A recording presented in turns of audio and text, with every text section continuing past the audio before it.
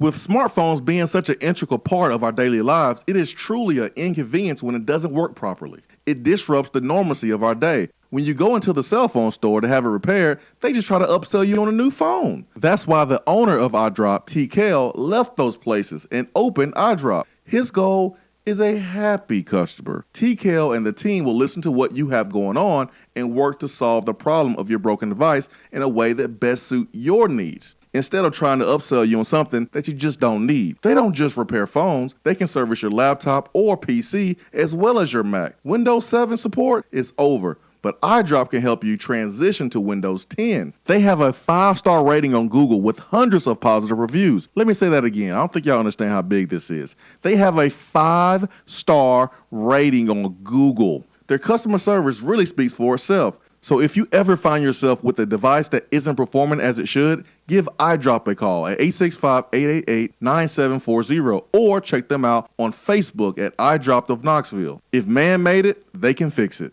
If you're coming to Knoxville and need a place to stay, do yourself a favor and book a room at Hampton Inn Paper Mill, also known as the Hampton on the Hill. This award-winning property is literally in the top 5% of all Hampton Inn properties. The GM, Stephen Lawrence, is a good old local boy who grew up in the business around Knoxville.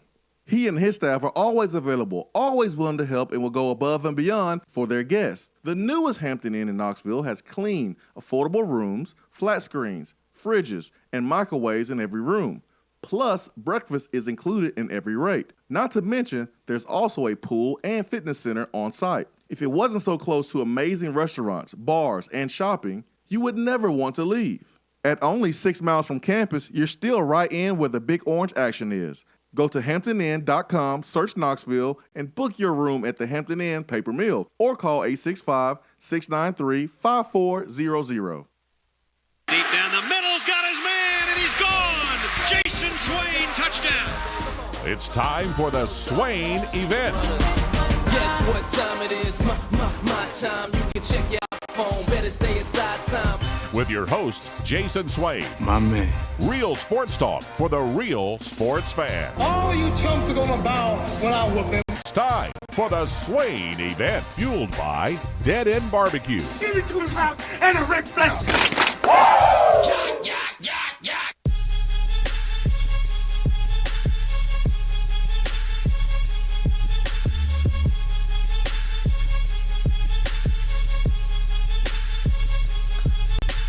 SwainEvent.com, fueled by Dead End Barbecue, top 100 barbecue restaurant in America, and it's still the top 100 barbecue restaurant in America, still and will always be. Ben McKee, Jason Swain here this morning. 2 claps and a Ric Flair, Ben. Let me see you. 2 claps and a Ric Flair. Woo! There we go. I didn't want to do it too loud. Neighbors. No, I just didn't want to blow anybody's eardrums out this morning. Yeah. How thoughtful of you. I know. Wasn't thoughtful all these weeks that you've been wishing that Jalen Johnson transfers. You've been talking about it. You've been putting it out in the universe. And it happened, Ben, and I'm blaming you. Ben. Jalen Johnson, redshirt junior, has entered the transfer portal. And I'm blaming you, Ben. How do you feel about yourself this morning? You should feel terrible, by the way. I feel great because now maybe Tennessee can add a productive basketball player. Oh, man. Tennessee also added a member to PU, baby. Hashtag PU. Oh, my goodness. They added Stick it up. They added a member to the Tennessee football team that kicks and punts. And he leaves UConn. And it's just so ironic that Randy Edsall a few weeks ago had some really silly comments about not wanting anyone in the transfer portal. He would rather go get high school guys than taking a really good player in the transfer portal. He loses a punter. I don't really know how good this punter is or not, but I'm not going to downplay the importance of a really good football player. I don't care what position he plays. We need more good football players. But, Ben, good morning, man. You looking good this morning? You look pretty cool with your glasses, man. You look smarter. Thank you. You look good as well. You always look good. Oh, man. You hear that? You hear that, Mr. Swain? Yeah. You hear that? Hear that? Ben said, I always look good. That's right. That's right. With crust in my eyes and everything. Would you like to know the statistics on the punter that Tennessee landed yesterday evening? Brett Graham, who is from State College, Pennsylvania, home of Penn State. Okay. He has not punted since 2017. Wait, what? Something happened? Correct. Something happened serious or something? He stepped away from football? Not that I'm aware of. 2019, last season, he did nothing from all accounts. The year before, 2018, he was the team's primary holder on field goal and extra point attempts.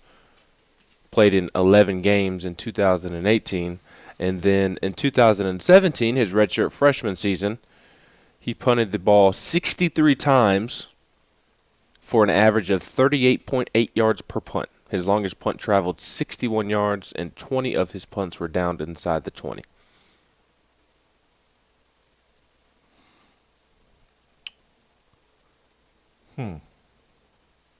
Well. So, no eye-popping stats.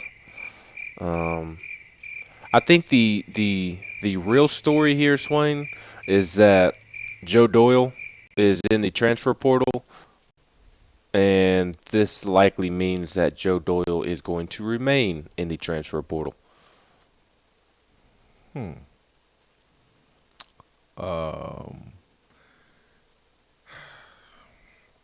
Ben, those stats did nothing to excite me this morning. Nope, the only thing that was eye-popping was that he punted the football 63 times in one season at the college level. Speaks to how terrible UConn is. I mean, they was punting on first down. Hey, Just get out there and punt it. Just go ahead. Offense is terrible. Just get out there and punt it. Hopefully the punt returner will muff it, and we can pick it up and get some great field position. Forget trying to complete a long pass. We're just going to punt it and hope that they muff it and we can just pick it up. That's how bad UConn was, right? Yes. Now, he did play tight end in high school, and Tennessee needs tight end help. He had 75 catches as a tight end for 939 yards and 6 touchdowns in high school. Played baseball, so he is athletic. So did you know that Jalen Johnson did you know this about Jalen Johnson? Ben, I'm sorry, man. I can't even fake it. I'm with you. I can't even fake it, man. I mean, you look good this morning.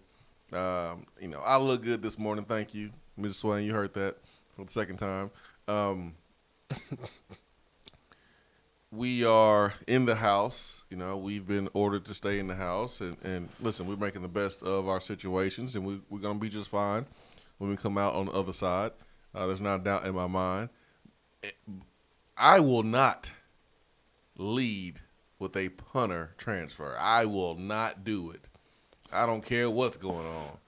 I don't care if the Titanic is going down. I will not lead, Ben, with a transfer punter from UConn. I will not do it. It's a good thing you mentioned Jalen Johnson first then. I did. Jalen Johnson, though, hit his career best in scoring this year, Ben. That's all I know. You better know, too. You better ask somebody, because he averaged 3.5 points per game, 2 rebounds, a assist. And he shot 37% from the field, 32%, from the three-point line. That's all I know. That's a story we need to lead with. He's going to be a graduate transfer. He's going to be eligible immediately. And, hey, man, Ben, Tennessee could bring in another player. That's right. He improved his points per game from 1.5 to 3.5 this season. Listen. Finishes his Tennessee career averaging 2.3 points per game. What we are going to do during these times, we're going to be positive, Ben, okay?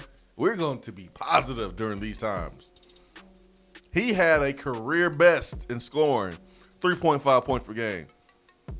Guys, we have won some close games. That's almost 4 points, Ben. You know what? It's 3.5. My math teacher from back in the day said we got to round that up. So let's say 4 points per game. That's 2 baskets, Ben. That's the difference between winning and losing. He was very important. That is, he scored 13 points and 11 points this season, the only 2 games in which he scored double figures. If we took those 2 games out, I wonder what his season average would be. You hear that dog barking in the background, Ben? Yeah, that dog is intimidating. More intimidating than that bird that crows that I play. Oh yeah, that's true, man. That is true. 865-255-03 Swain Event Hotline. We will take our first break of the day. Hour 1 is brought to you by Hiller Heating, Plumbing, Cooling, and Electrical. Stay with us. Be right back.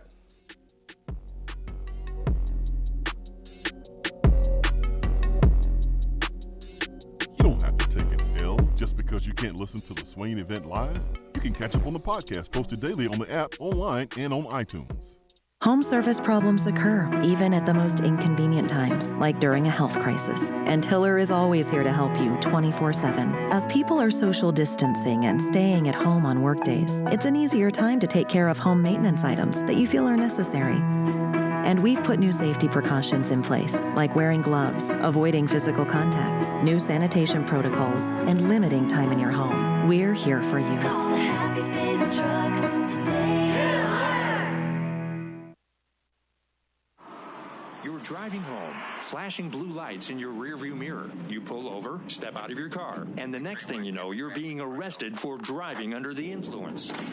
Now what do? We all should be responsible. But remember, just because you're arrested doesn't mean you're guilty.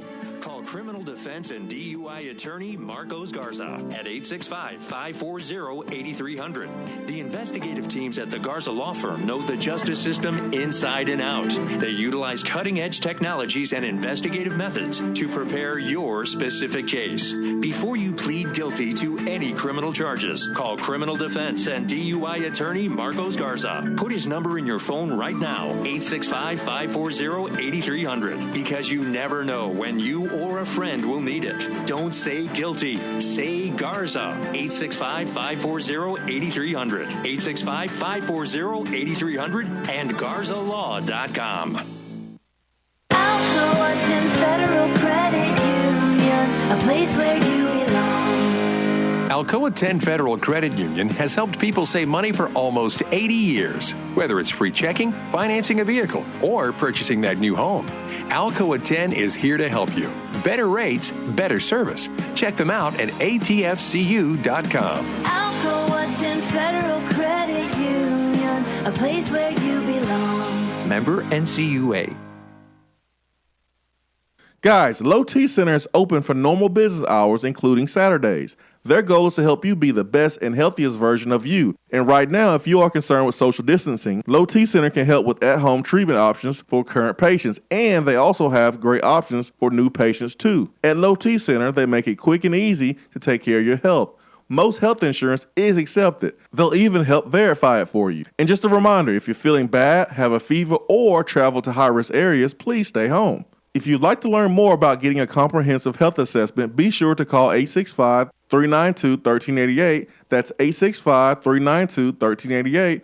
Or you can schedule an appointment online at lowtcenter.com. Low T Center, reinventing men's healthcare.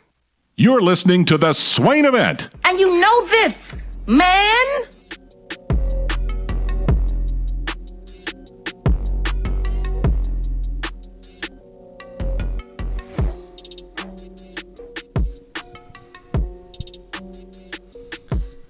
Tennessee basketball is already getting some really good players in this upcoming class already signed, and we'll get some perimeter help. You get John Fulkerson back. You get Eve Pons back.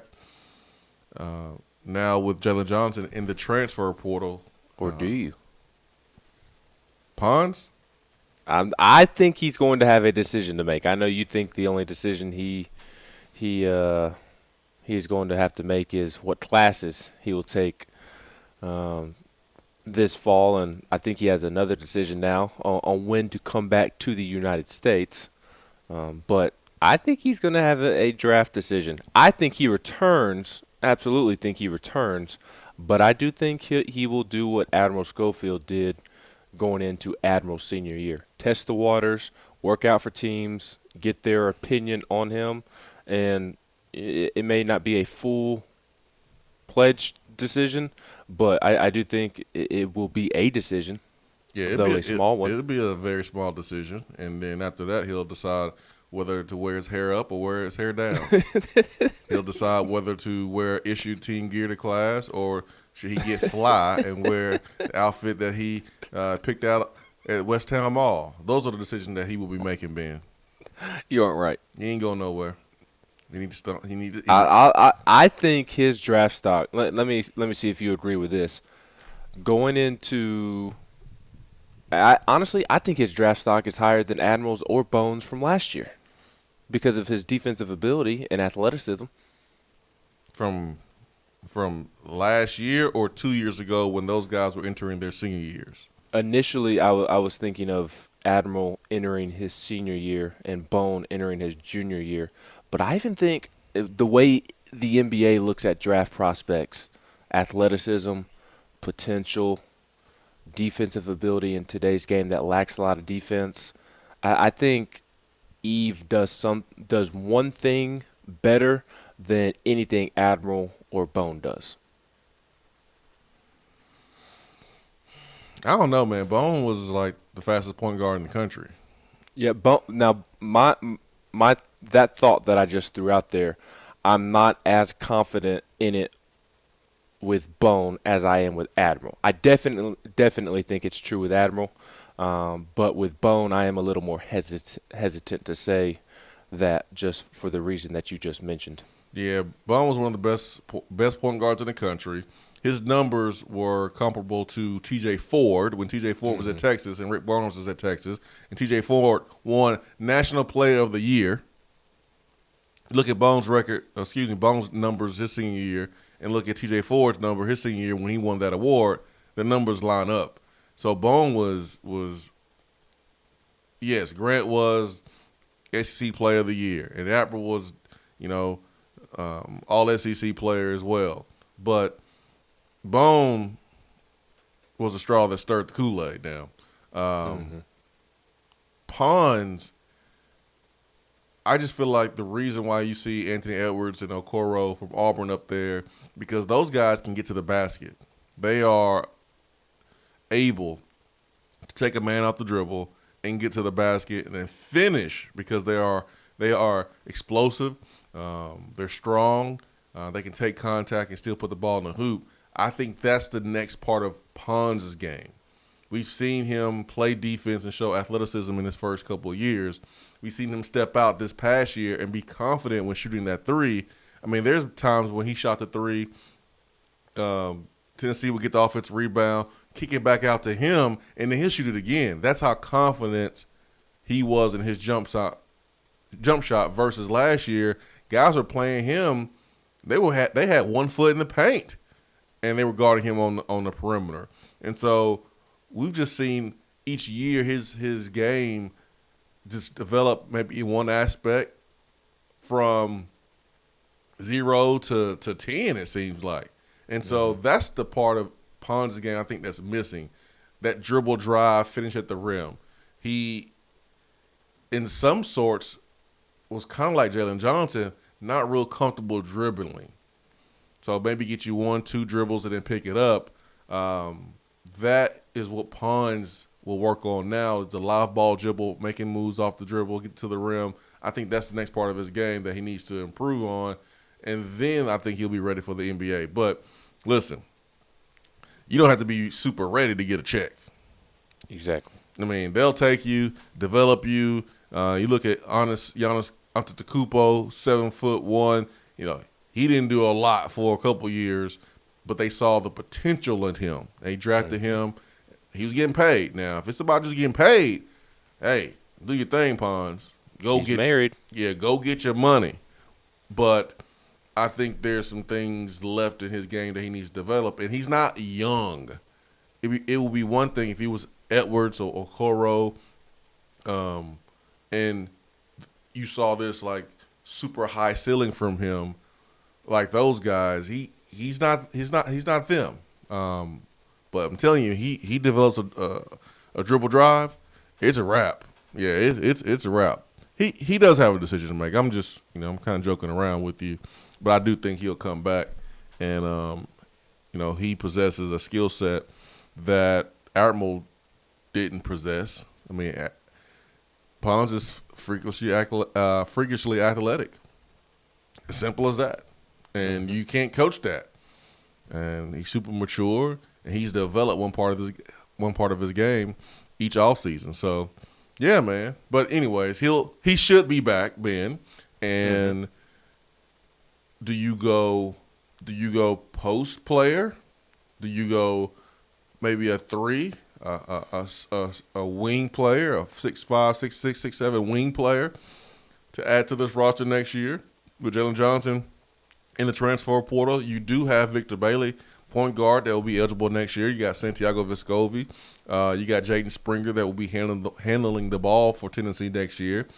If you are Rick Barnes, what position are you looking to add?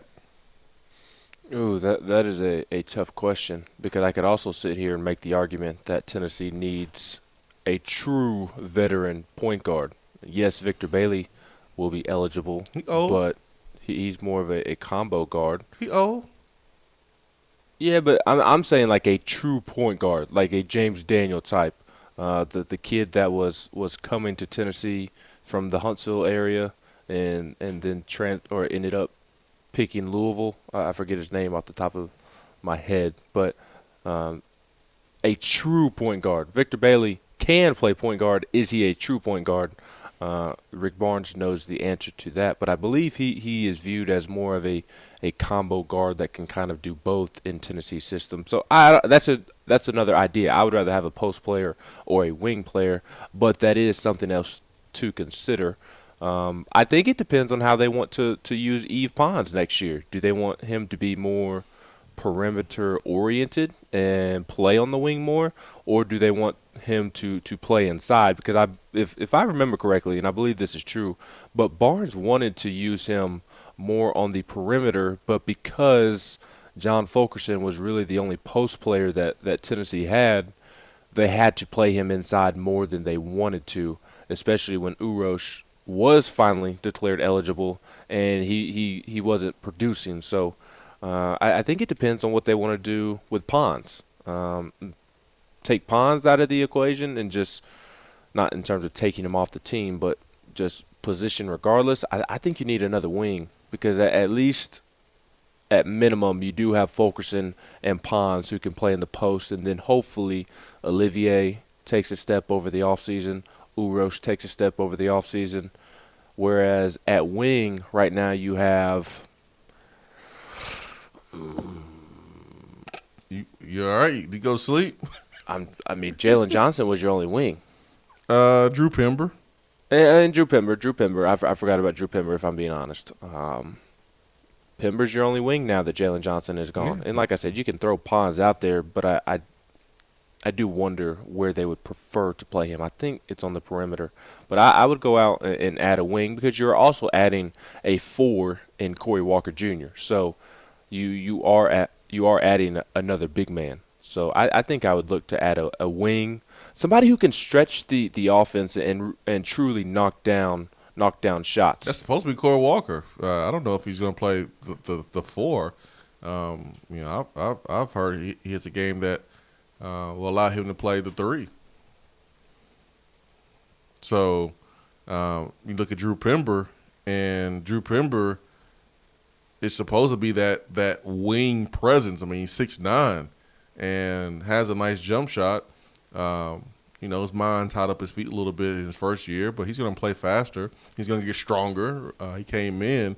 I mean, man, my man came in really slender. He was more skinny than Emmanuel Mosley when he came in. years ago as a corner from North Carolina. So as Drew Pember gets stronger, he's going to be in better condition because last offseason when he came in, he was not in shape. And so he'll have a better offseason this year, and maybe he is that wing player that we're looking at Tennessee adding in the transfer portal. Maybe you already have that in Drew Pember. I think we should take a hard look at bringing in a player for when John Fulkerson gets in foul trouble. I'm being serious because you look at Pons, and yes, he was effective in the post, but that's not a position that Pons is going to play next level as much. He's not going to be able to do the same things at Tennessee as in the NBA unless he's going to just be a really, really, really good shooter. But I just don't see him being able to be a 6'6" post player when you got point guards and shooting guards out here that's 6'6". I just don't see it unless he's going to stretch out and be like PJ Tucker and just stroke the three all day. But remember when Tim Tebow decided to come back to school? Mm-hmm. And Tim was already a dang good quarterback, and they were winning games by surrounding him with a ton of talent, not necessarily doing a ton of drop back passes. But when Tim came back, he wanted to really impress the scouts and show them that he can be a drop back passer. So what did Urban Meyer do? He's changed a little bit of the offense to try to highlight Tim Tebow's ability to be a drop back passer to help him be an NFL quarterback. And I don't know if putting Pons in the same position as he was this year helps him with his NBA stock or not. I think he needs to show that he can shoot the basketball off the dribble, that he can in isolation, maybe on the block. You put him on one side of the court and you let him go one-on-one. There. Remember Jordan Bone now. Remember Jordan Bone late last year what did he do? He was trying to prove to the NBA scouts that he could shoot. Mm-hmm. And that's why early in the season we saw him facilitate. We saw him not be as aggressive shooting the basketball. And then later on in the season, it was time for him to kind of showcase his ability to shoot the basketball as a point guard.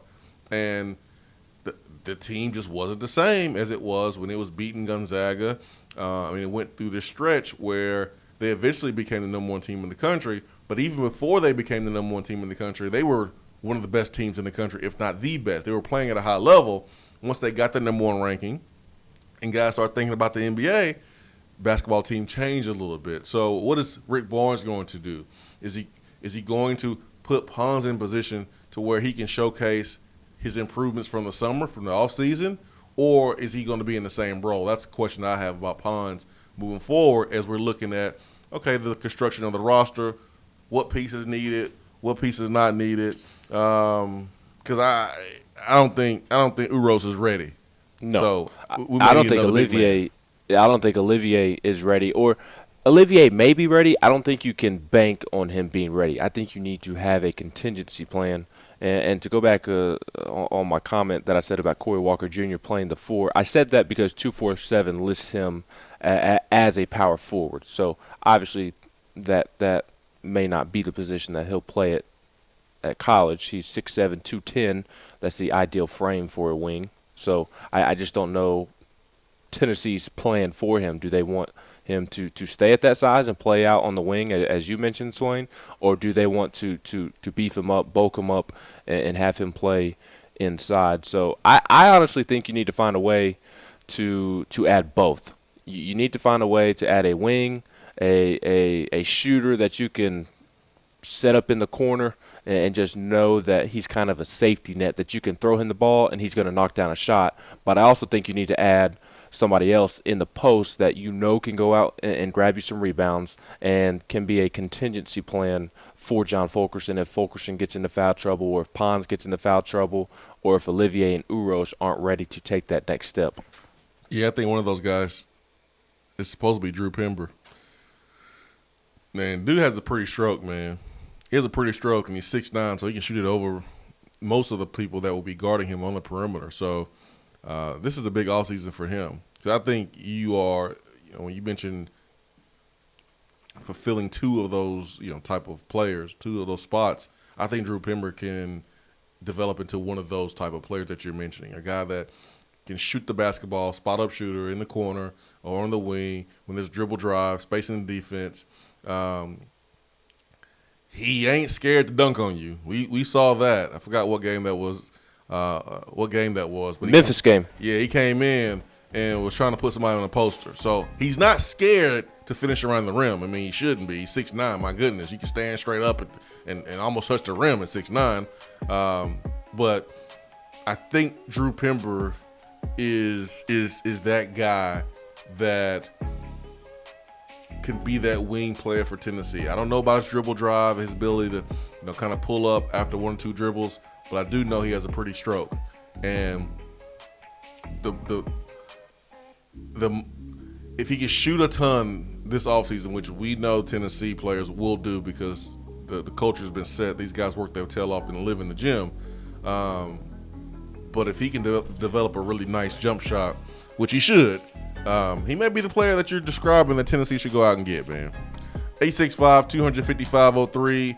We have Around the SEC coming up next, and Greg Sankey has some comments about the 2020-2021 college football season coming up next.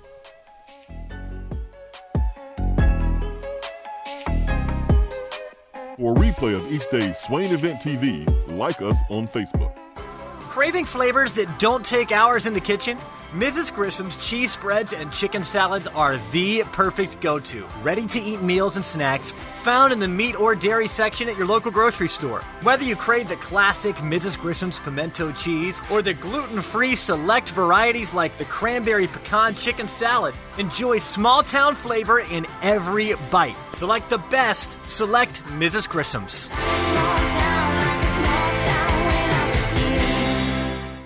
Voted Best Barbecue in City View Magazine and a top 100 barbecue restaurant in the country, Dead End is a no-brainer when you are craving the smoky flavor of quality Q. Dead End makes it easy to enjoy their fantastic menu with online ordering and local delivery with Valet Gourmet.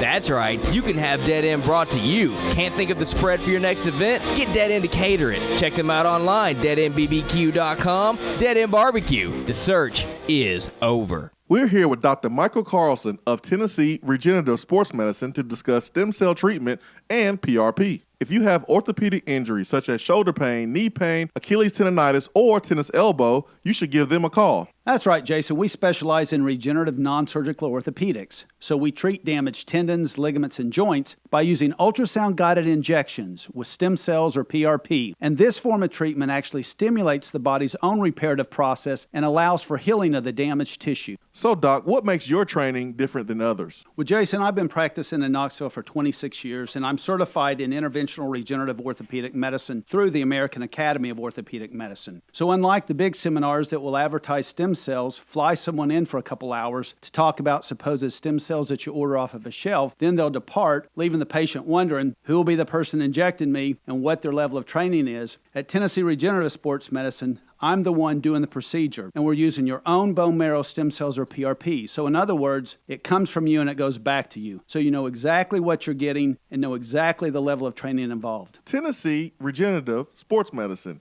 trsportsmedicine.com. East Tennessee's leader in PRP and stem cell therapy. Good morning, Swain Event listeners. It may be cold outside, but the local real estate market is hotter than a Times Square Rolex. If you have questions or are ready to move forward with buying, selling, or investing in real estate, then give me a call. Jennifer Morris with Keller Williams Realty, 865-694-5904, or email me at jennifermorris865@gmail.com. And go Vols! When I made the move to my own studio, I was worried about this. I was worried about that. I was worried about, hey, did I get this piece of equipment? Did I get that piece of equipment? Does that sound good? Does that not sound good? One thing I didn't have to worry about, that was office furniture, because Office Furniture Outfitters met my furniture needs. With a 50,000 square foot facility, they have East Tennessee's largest selection and are the best value for new and used office furniture. Located in Knoxville, it's easy to find everything you need for your new space, including desks, file cabinets, chairs, conference tables, and more. Office Furniture Outfitters is turnkey. They came to my place, we mapped everything out that was needed, they delivered, and get this, set everything up. To learn more about what Office Furniture Outfitters can do for you, log on to ofonox.com. That's ofonox.com. I'm Vince Moore, wide receiver, VFL 1991, and you're listening to the Swain Event.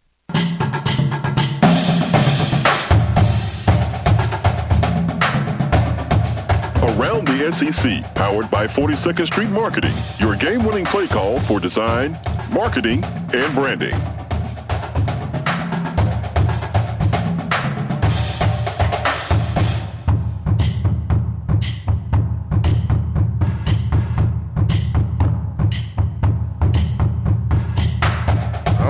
I'm getting it going over here. You know how you have the earbuds with the wire, and you ball them up and you put them in your pocket, and then somehow, some way, they become all tangled, and before you put them in your ear, you gotta untangle it and do all those things. Well, yeah, that's what I was doing. So, the earbuds that we got around Christmas time, Ben, those broke. And so my wife found some old school earbuds a couple days ago and hooked me up, but they look like they've been in somebody's pocket for like 5 years. So when I take them out, they go back into a ball. So that's what I was doing during the break, is trying to untangle. But Ben, it is time for Around the SEC. Some of the biggest news came from Greg Sankey yesterday, SEC commissioner. But what do you have for Around the SEC today, my friend? Greg Sankey is optimistic that the 2020 football season will be unaffected. He, in a press conference recently, said that if I read those health leaders, they say we're going to have a period of time to see what happens with the growth of these cases. We'll make decisions down the road. So for me, our responsibility is to continue to support the public health decision making, but also be prepared to do our work as assigned to us. We've categorized things. One is to be focused on the work we have. The second is to make sure we are prepared for next year as planned. And the third is to engage in big picture things, which is contingency planning, but also strategic planning. So he is optimistic that this upcoming football season will not be affected by everything that is going on. I mean, let's really think about this, Ben. When do you think the latest that a team can report? Let's just say the spring football is done, summer workouts, whatever. You got to be on your own. The latest that a team could report, start fall practice, and still be able to play in the end of August and the 1st of September, what's that report date for you look like? I'm thinking 4 weeks before the start of the game. If this was a baseball question, I could answer it, because I know how long it takes for pitchers to get their arms ready and for position players to kind of get in the flow of swinging a baseball bat. But obviously you know the football answer. How long, if I told you that you had to play in one more football game and you were already in shape, how long would you need to get into football shape, do you think? Oh, I think it's 4 weeks. I think it's the same in baseball. Okay. Is it 4 weeks in baseball? Yeah, about that. 2 to 4 weeks, somewhere in that time frame. Yeah, I think you need 4 weeks. More difficult for pitchers, because obviously they are doing something that the body is not meant to do. The way pitchers throw a baseball, it's not the way our shoulder and elbow is supposed to be flung around. But let me ask you this. You say 4 weeks, but how much time do you need to get ready after you didn't have spring practice either? Does that change things? I mean, I think 4 weeks is like the minimum, with or without spring practice. And I think, it's good that you're playing a game early against a team that's not that great. Who we play first? I forgot. Charlotte. How dare you forget that we're playing your boy Monterio Hardesty? Hey, man. He just coaching one position. I know his position will be okay, but even as that, still got to go up against Alontae Taylor and Bryce Thompson. It's no offense to him as a coach. He just coaching guys who are not as good as the players on Tennessee's team. It ain't personal. It's all good. But, yeah, that should be a dub. Because they're at the house too, right? Mm-hmm. I think 4 weeks is the least amount of time for our team to come in, or really any team to come in off of this quarantine, being at home, doing your workouts at the house, spring. And let's say it goes into the summer, because you got to prepare for a football game. You got to hit.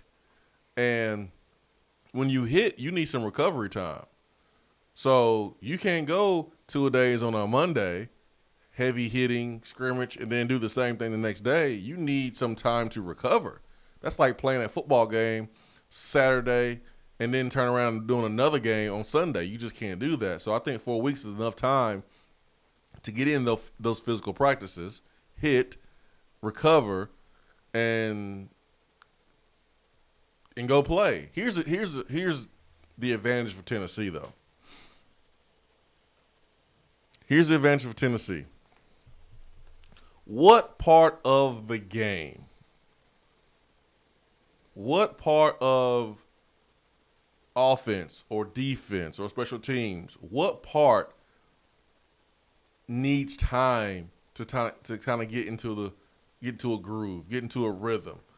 The throwing game. The throw game. Oh, my goodness. The passing game. The passing game. It takes time to develop the chemistry. It takes time to develop that timing.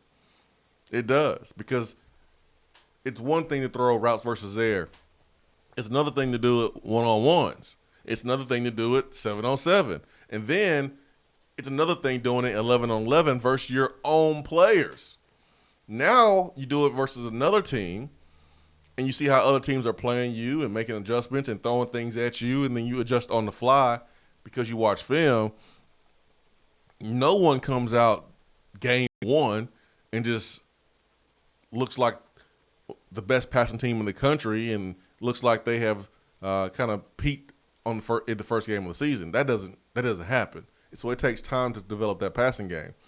But here's the thing about Tennessee that's positive. Again, we're being positive. We're being positive. We're looking at the positive things with everything going on right now. Tennessee arguably has the best offensive line in the SEC. You got Trey Smith. You got Cade Mays, who should be eligible with all this stuff going on. You can't let the boy sit out. Everything going on. That would be the most Tennessee thing ever. If Cade Mays isn't ruled eligible, because the NCAA was more focused on everything else going on. Yeah, you got to let him play, man. So Cade Mays, you got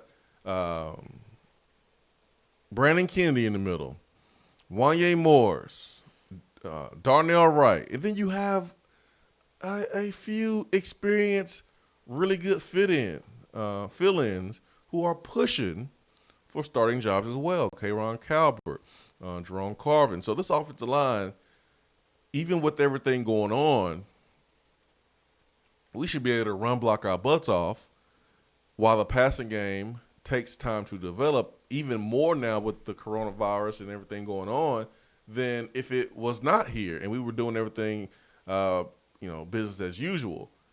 You got to rely on the running game even more now, I think, at the start of the season. But I think 4 weeks is the minimum that you would need to, prepare as the best way you could for the first game of the season.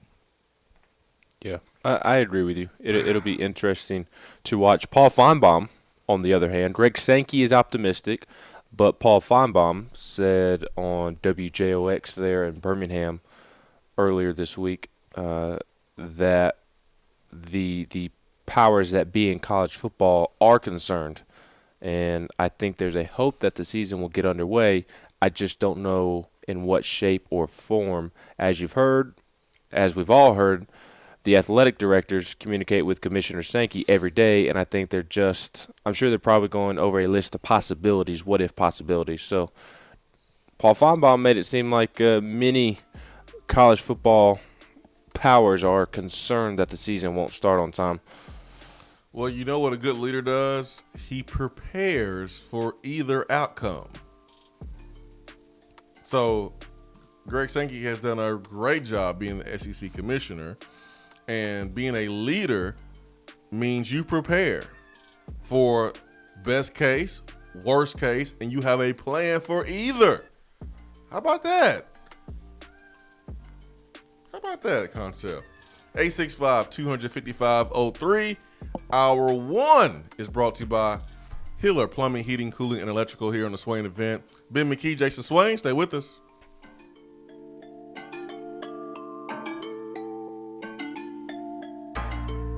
At work, can't call in? Don't feel bad.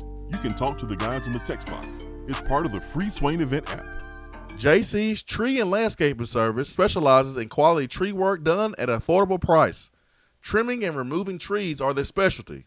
They also offer other services like land clearing, stump grinding, crane services, and all of your basic landscaping needs for both commercial and residential. JC's will give you a free estimate and beat any written quote by a competitor to guarantee that you get the lowest price around. Don't risk your land with a fly-by-night service. JC's Tree and Landscaping is licensed and insured. Give them a call at 865-599-3799. I just wanted to come by and congratulate you on the great work you've been doing. I like your style. You remind me of a young me. Failure is not an option. That boy is good. Homes, remind yourself, nobody built like you. You design yourself. Attaboy.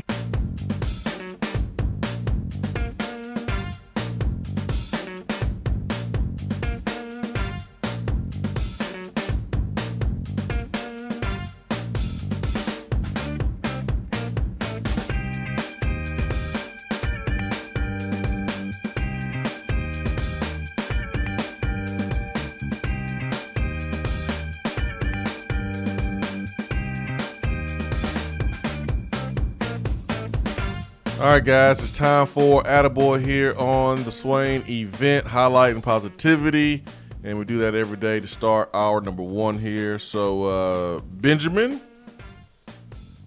do you have an Attaboy? And if you do, let it fly. I have one as well. I am giving Tennessee fans an Attaboy and Attagirl. This was tweeted out over the weekend or on Friday, I can't remember, but Tennessee basketball and the Lady Vols drew more fans to Thompson Bowling Arena for men's and women's basketball games during the 2019-2020 season than any other school in America. So combine the attendance of the men's team, of the women's team, and you have the best attendance in the entire country right here in Knoxville, Tennessee, in Thompson Bowling Arena. So kudos to Tennessee fans, kudos to Lady Vol fans, and I don't ever want to hear any other fans say anything about Tennessee fans being bandwagon basketball fans. Last time I checked, Tennessee was on track to not make the NCAA tournament, and last time I checked, the Lady Vols were on the bubble. They did have great basketball teams this year, and Tennessee fans still showed up and showed out. So attaboy and attagirl to Tennessee fans.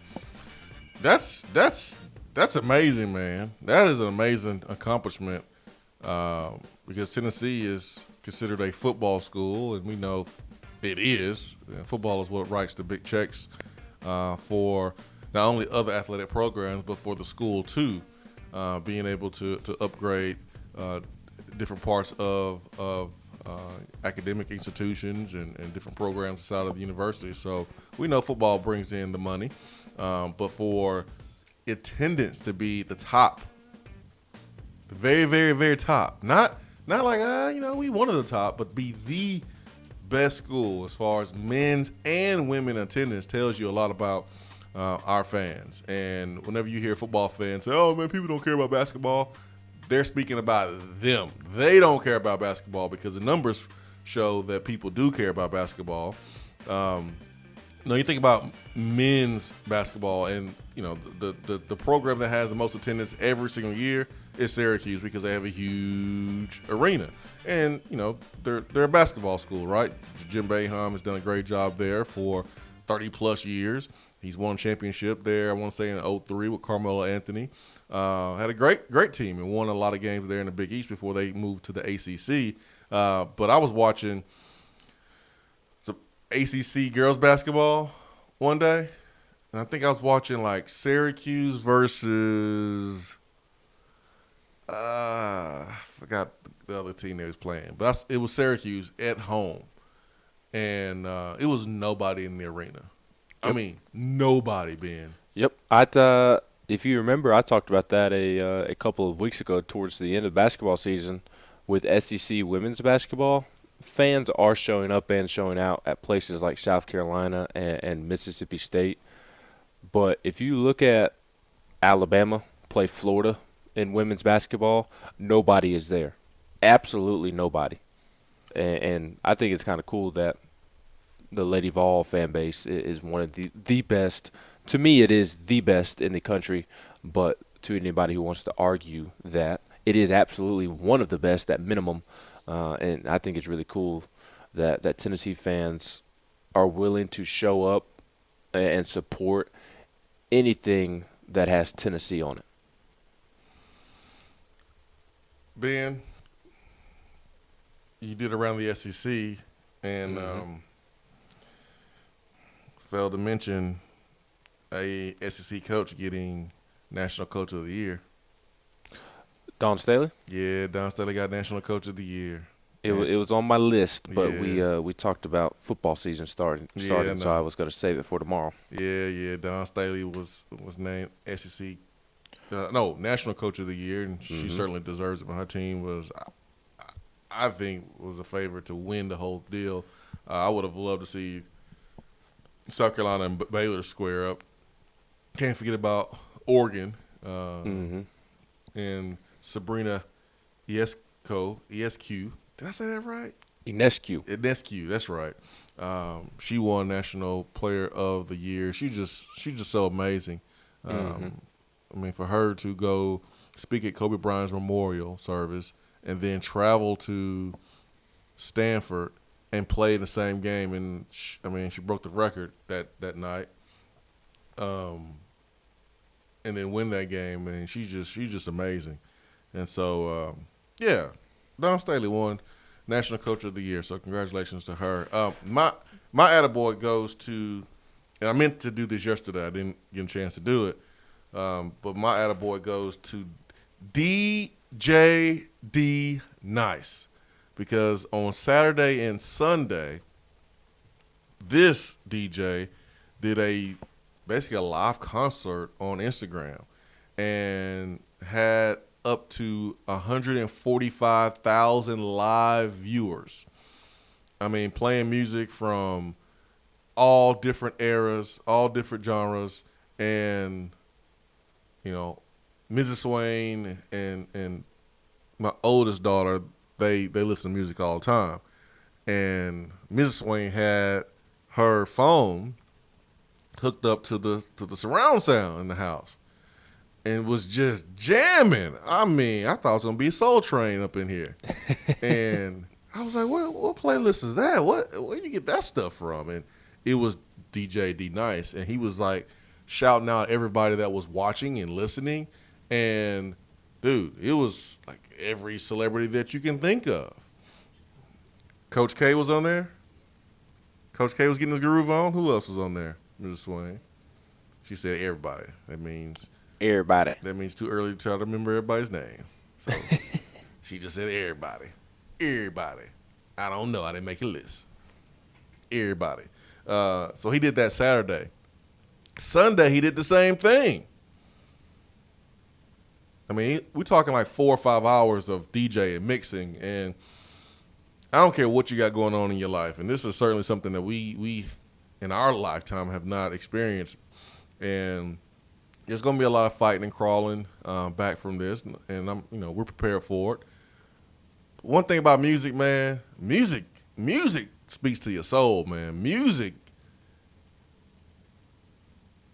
good music, can just make you Good happy. music does speak to you. Yeah, man. It uplifts you. Yeah, we were jamming, man. I was jamming some of the old school songs that I listened to back that came out when I was in college and in high school, and then some of the songs that came out before me. I mean, he was mixing them all. Played some Kenny Rogers. He passed away a couple days ago. So rest in peace to Kenny Rogers. Played some Kenny Rogers. I mean, had me in here grooving. So big attaboy to DJ D-Nice for putting so many smiles on people's faces during a trying time. I've been on my country flow the last week or so, following the Jason Aldean concert from a couple of weeks ago. Been on my Morgan Wallen, fellow Tennessee fan, fellow Knoxville native. Huh. I think I need to listen to some country. I think you need to listen to some Morgan Wallen. He sings about rooting on the Volunteers. I'm laughing at Mrs. Swain over here. She's got that Swain face on, doesn't she? No, I said I'm listening to some country. She says. She rolled her eyes. No, she says with your headphones.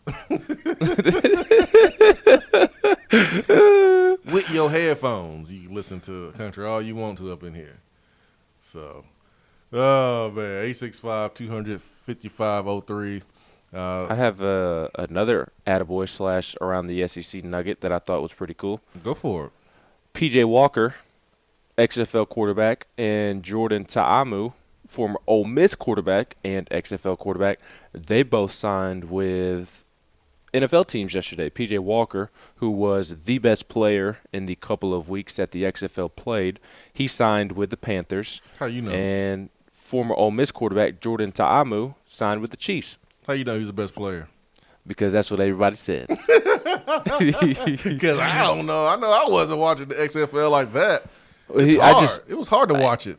No, I agree. But every week there were tweets and tweets and tweets about him, about how he was the best player, and guys like Cole Kubelik and Greg McElroy, who were calling the league, they were always talking him up. Who said it? Cole Kubelik and Greg McElroy. That's all I need to know. Cole said it. I'm good. If Cole says something, I agree with it. Period.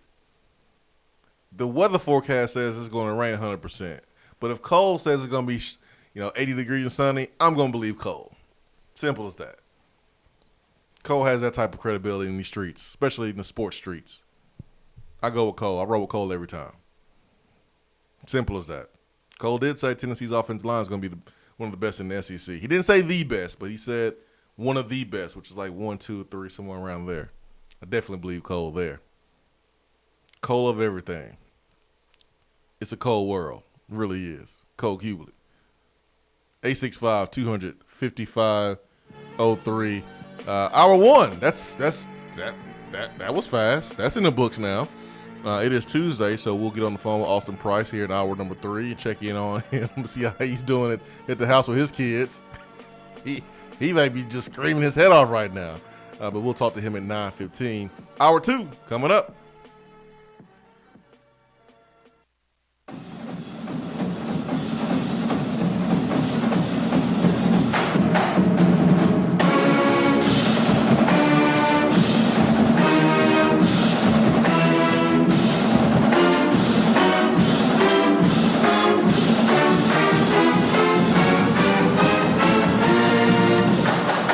Touchdown or turnover is up next on the Swain event. You're driving home, flashing blue lights in your rearview mirror. The next thing you know, you're being arrested for DUI. Be responsible, but remember, just because you're arrested doesn't mean you're guilty. Call DUI and criminal defense attorney Marcos Garza. Put this number in your phone right now, 865-540-8300, because you never know when you or a friend will need it. Don't say guilty, say Garza. 865-540-8300 and GarzaLaw.com. When I made the move to my own studio, I was worried about this. I was worried about that. I was worried about, hey, did I get this piece of equipment? Did I get that piece of equipment? Does that sound good? Does that not sound good? One thing I didn't have to worry about, that was office furniture, because Office Furniture Outfitters met my furniture needs. With a 50,000 square foot facility, they have East Tennessee's largest selection and are the best value for new and used office furniture. Located in Knoxville, it's easy to find everything you need for your new space, including desks, file cabinets, chairs, conference tables, and more. Office Furniture Outfitters is turnkey. They came to my place, we mapped everything out that was needed, they delivered, and get this, set everything up. To learn more about what Office Furniture Outfitters can do for you, log on to ofonox.com. That's ofonox.com. Alcoa 10 Federal Credit Union, a place where you belong. Alcoa 10 Federal Credit Union has helped people save money for almost 80 years. Whether it's free checking, financing a vehicle, or purchasing that new home, Alcoa 10 is here to help you. Better rates, better service. Check them out at atfcu.com. Alcoa 10 Federal Credit Union, a place where you belong. Member NCUA.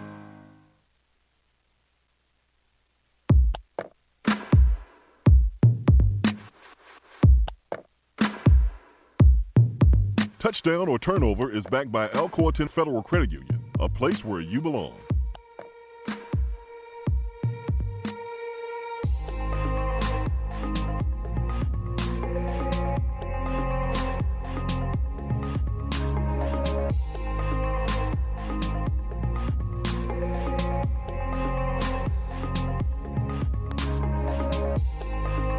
Touchdown turnover backed by Alcoa 10 Federal Credit Union, the place where you belong. Better rates and better service this morning. Ben McKee, Jason Swain here with you. It is Tuesday, 2 minutes past the top of the hour, March the 24th. Touchdown and turnover, Ben McKee, with Tom Brady with the Tampa Bay Buccaneers. The Bucs will win the NFC South. Touchdown or turnover. The Bucs will win the NFC South. Touchdown or turnover. I'll say touchdown. I'm a little hesitant to say touchdown just because Drew Brees is in that same division with Alvin Kamara and Michael Thomas and a really good defense led by Cam Jordan. And it's hard to bet against Sean Payton. No, he does have the coronavirus or coronavirus, as Cardi B would say.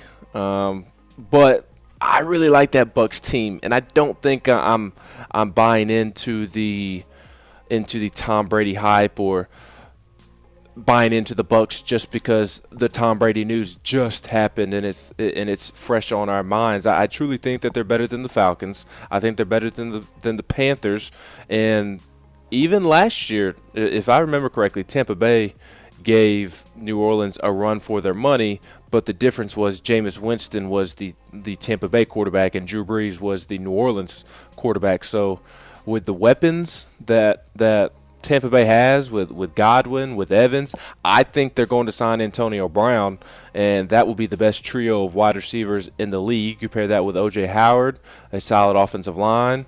They already have a great defense, and how much better is that defense going to be now that they're not on the field 24/7 because they force a 3-and-out, and then 5 seconds later they're on the field because Jameis Winston threw an interception. So that defense is going to be even more fresh, even better throughout the course of a football game. So I really like what Tampa Bay has. They have a great coach, Bruce Arians, who's been through the fire. He knows what to expect. He's coached in a Super Bowl, won in a Super Bowl. So I really like the Bucs, man. I think that I do think it'll be close between New Orleans and Tampa Bay, but I'm going to give Tom Brady the edge because I do think he still has quite a bit left in the tank.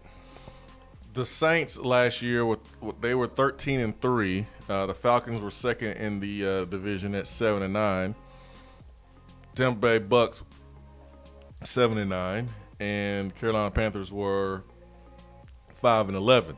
The Saints, for the last couple of years, man, they've been just awesome in the regular season. You look at even when Drew Brees was out with his thumb or wrist or something, I think it was a thumb.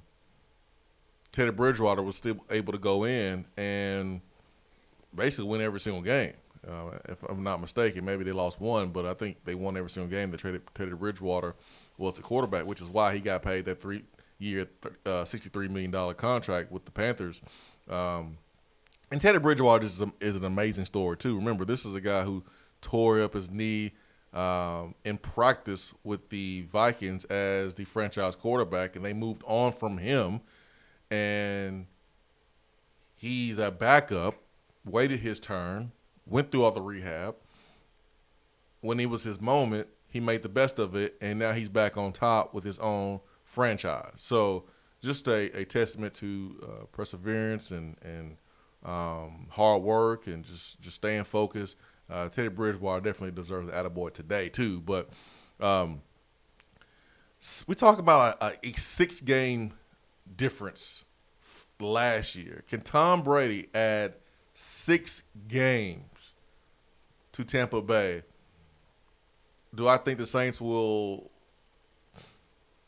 duplicate a 13-3 regular season? No, I don't. I don't. I think they'll lose maybe 2 more games. So now we're talking about, okay, can Tom Brady win 4 more games or 5 more games for Tampa Bay? Man, I'm going to say touchdown, Ben. I really am. And is it just me? Or is Tom Brady more likable now? He's absolutely likable. He hasn't even done anything. He hasn't said anything, basically, but he did mention something about staying at home and on his Instagram. But he really hasn't said anything other than that. All he did was just sign with the Tampa Bay Buccaneers, and like his jersey has already skyrocketed as far as sales. Is he more likable now? Absolutely. I no longer have a problem with him. And to be honest with you, in a way, I'm kind of rooting for him. I think it'd be cool to see him go off to another team and have success there, because we know how sports works. That's weird. The coach always gets the credit, and the player is always kind of thrown to the side. So I think it would be cool to see him kind of buck that trend and be the winning piece in Tampa Bay and get credit for that, compared to where if he goes and he fails, then Bill Belichick is going to get the praise and all the glory for everything that happened in New England. So I think it'd be cool to see the reverse this time. That's crazy, man. That's crazy. He's a likable person. If we're being honest with ourselves, I know we are all diehard Peyton Manning fans. I don't know if we should be talking about this today. Today's Peyton's birthday, man. Today is the GOAT's birthday, but Tom Brady is likable. if you take away the fact that he played for the Patriots, he's a likable person. He has a lot of swag. If we're being honest, he's a cool cat. So, except for the whole kissing the children on the mouth thing. Hey, man, that's his own deal. That's not something that I don't know I would do if I had a son. But hey, whatever. The moment that I think I started to like Tom Brady, I never disliked him, because I don't dislike people because they're winners. That's not how I'm built. I think when you are an athlete at this level, SEC level, a place like Tennessee, and you pursue the NFL, you're trying to be like that. You're trying to win. You're trying to be the top of the game. How is it that you don't like somebody else for winning? Which is why I don't dislike Nick Saban. I don't dislike Coach K. I don't dislike successful coaches and successful players. I just don't. I kind of give them props. But the moment I said, "Oh man, I think Tom Brady pretty dang cool," was when he won a Super Bowl and he was in the club dancing with all his rings on his finger, and I think it was Future playing, and Tom Brady has some rhythm. He has some rhythm, man. Let's see. Let's go to the phones. Let's get to our friend Turkey Man. Sorry about that, Turkey Man. Good morning. Good morning, individuals. How you doing, sir? Doing? I'm doing good. Wonderful. How are you? I tell you what. Can you hear me okay? You sound great, like an angel. Okay. I got a little back sound there on my phone, but you ever gone somewhere and you showed up and you wasn't dressed according to what everybody else dressed like? Yeah, that's happened before. Well, they opened it up for us old folks at the grocery store from 7 to 8. You know, so we go to the grocery store, and so I'm looking, and when the people got masks on, they got gloves on. These people picking up stuff. There was some younger people that really wasn't supposed to be in there, but they come anyhow. But they was like this picking up when they loading their groceries. They had the handy wipes or wipes and wiping everything down and just holding it up out away from them like it picked up poop. And I looked at it and I thought, man, I just not dressed that much. I said, I'm taking care of it. But it's weird. It's just weird. You just look around there and people like that. It's weird. It is. And the young folks ain't really following directions right now anyway, Circuit Man. So don't be surprised. No, I know, but anyhow, they was one or two there. But anyhow, God bless them. But anyhow, I watched The Voice. I really like The Voice. I guess that's what we're going to have to watch or talk about stuff like that. Okay. But how far along are they taped and stuff? Because they look like that, you know, they still doing what they're doing. They're in the battle rounds right now. And you watch that any? The Voice. Yes. It's been a while since I've watched The Voice, man. It's been a while. You don't watch The Voice? Yeah, that's a. I watched it when Chris Blue participated in The Voice. Yeah, he's good. Yeah, not so boy doing this thing. It's been a while. And now the show we watch now, Turkey Man, and thanks for the phone call, my friend. The show we watch now is The Masked Singer. We watched that one. Yeah, we watched that one. My kids love it. My wife loves The Masked Singer because the kids love, you know, the folks dressing up in the costumes and singing and things like that. So, Lil Wayne was on there. Lil Wayne, Sarah Palin was on there. Who else was on there? I ain't watched that many episodes, just a few. But we got to take a break. Hour 2 is brought to you by Alumni Hall and alumnihall.com. Don't go anywhere. Be right back.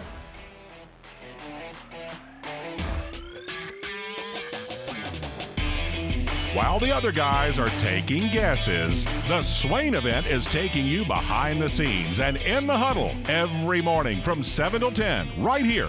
If you're coming to Knoxville and need a place to stay, do yourself a favor and book a room at Hampton Inn Paper Mill, also known as the Hampton on the Hill. This award-winning property is literally in the top 5% of all Hampton Inn properties. The GM, Stephen Lawrence, is a good old local boy who grew up in the business around Knoxville.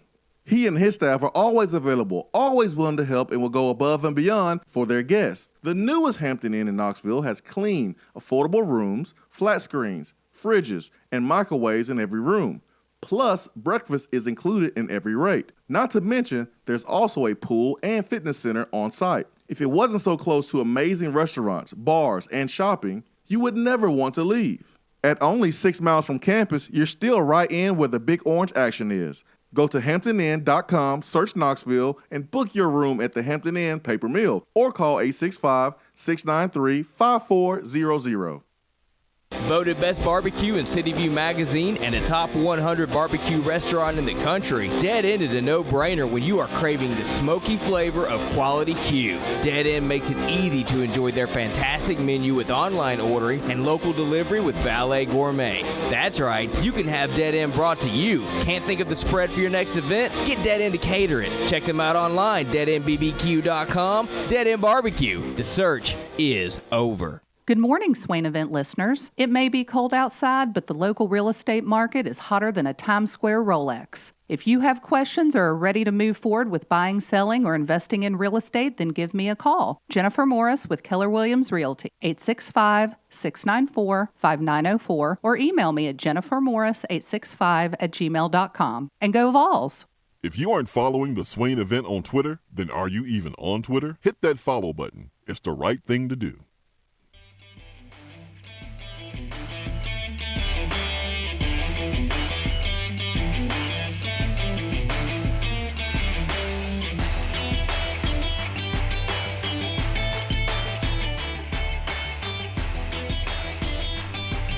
feel like we're playing a video game up in here right now. It feels like Street Fighter or something.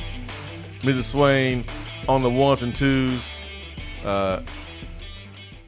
producing for us today on the Swain event. This is her second week. It's a pretty cool setup, man. Technology's been kind of good to us for the last week and a half, man, allowing us to do the show. And I can see your big old head. You can see mine. We still do the show. You sound good, look good. I encourage people. Go ahead. It hasn't been as frustrating as I thought it may be. I mean, not that I did think it would be frustrating, but it is harder to do radio when one person is in point A and another person is at point B. Just because you can't see them, it can be hard to hold a conversation, and you don't want to speak over them. But I feel like we've been pretty good. Yeah, everything's going pretty smoothly. Yeah, looking at all the positives, man. Years ago, 2 years ago, maybe there's no way if this happened 2 years ago, we're able to still broadcast this show like this. I'm just thankful and blessed that we're able to do that the Swain events made strides and improvements and gains to be able to do something like this, and that we've developed so that way we can do this. It takes spending a lot of time together, chemistry, arguing, fighting, laughing, agreeing, disagreeing. It takes a lot. Me knowing you, you knowing me, and then the technology advancing and being able to learn this stuff and being able to do it. So I think it's pretty cool, man. We'll have to lock Miss Swain up for a long-term contract with Swain event. Yeah, long-term deal, man. Ton of incentives. Speaking of contract, Craig Fitzgerald got a contract with the New York Giants, and he did an exit interview with The Athletic. And I was thinking about this yesterday, Ben. And I'm saying this before I even get into the comments. I have not looked at the comments. I have not looked at what Craig Fitzgerald said at all. But I'm just telling you this before we get to it because this is what I was thinking yesterday. A strength coach who's third in salary in the country. A strength coach that even before he blew his first whistle as a coach at Tennessee, after pursuing the job, gets a new weight room,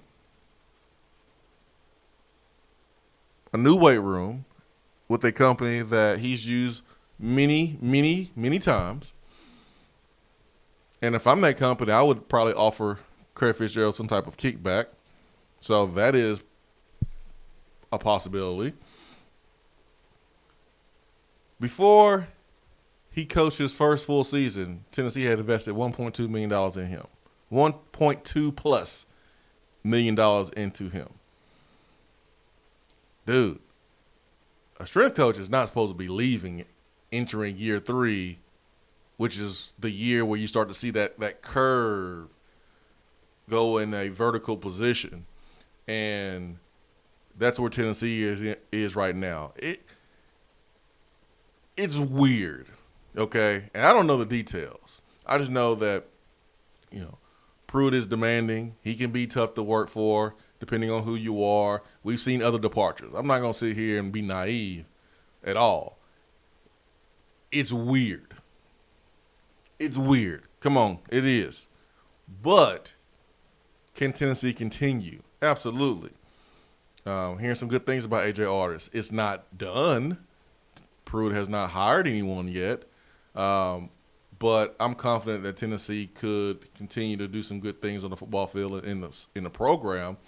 But just because I'm confident does not mean that there's not a possibility that we can take a step backwards. That could happen too, because anytime that you have change, that's a possibility. It's just like, there's no such thing as a minor surgery. They're cutting on you.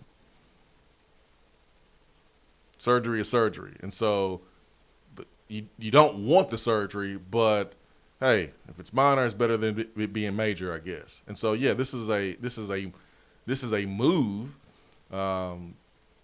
with our staff and the strength conditioning program, which is, again, the most important position I think to the head coach. This will mean that Tennessee's going to roll out their 10th strength coach in 13 years. So it ain't normal. It ain't normal. No. This ain't normal, Ben. It's not, and he was not very open with David Ubben in the Athletic. Was very short. I thought you could tell that he did not want to really speak. So why do an interview then? I don't know. David Ubben, I'll read you his answers. It's real quick because, again, he did not say much. David Ubben said to start the interview, I always try to reach out to coaches and players who lead the program and talk about their time at Tennessee, their thoughts, and what's next for them. Fitzgerald said no harm in that. I don't know what they're going to do next, but I'll say it's a great place. It's a great place to be a college football strength coach. I was very fortunate to be here, and this opportunity with the Giants was a combination of professional and personal. That's where my family is from and my wife's family. Ubben asked him if he thought A.J. Artis was going to get the gig, and he said, I don't know. That's a Coach Pruitt decision. When somebody leaves, it's not their choice and shouldn't be their choice to decide who replaces them. I think A.J. is an excellent strength coach. I think that would be a great choice, but that's not my choice.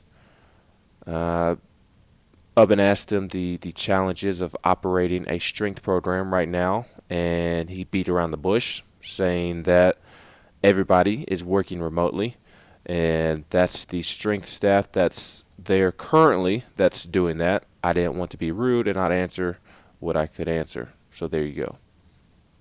How would you describe the program Jeremy runs? I think it's great, improving on and off the field.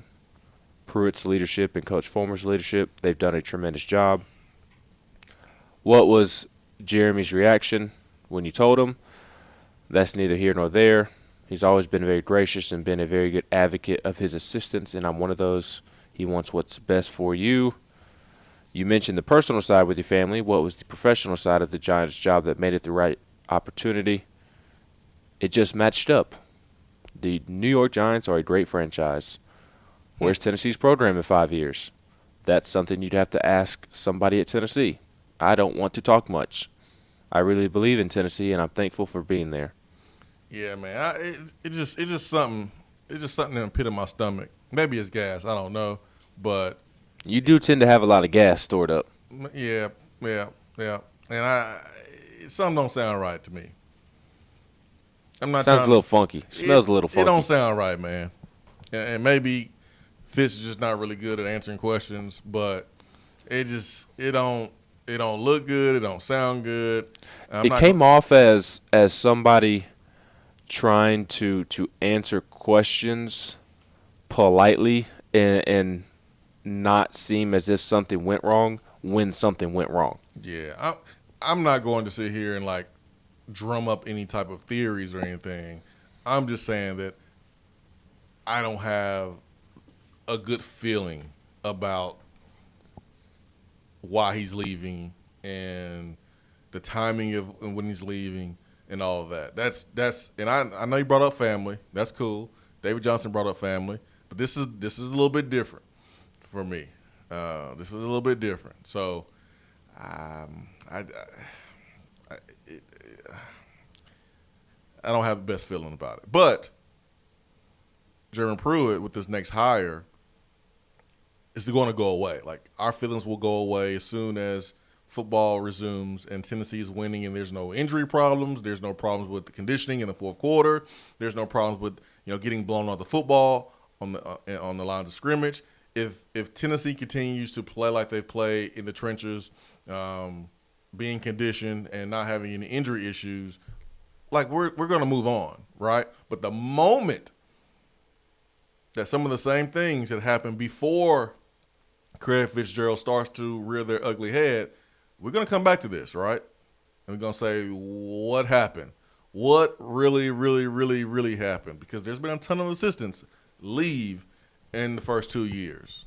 And Craig Fitzgerald's a very, very important one. So and it's weird because he's the first one that we truly cared about him leaving.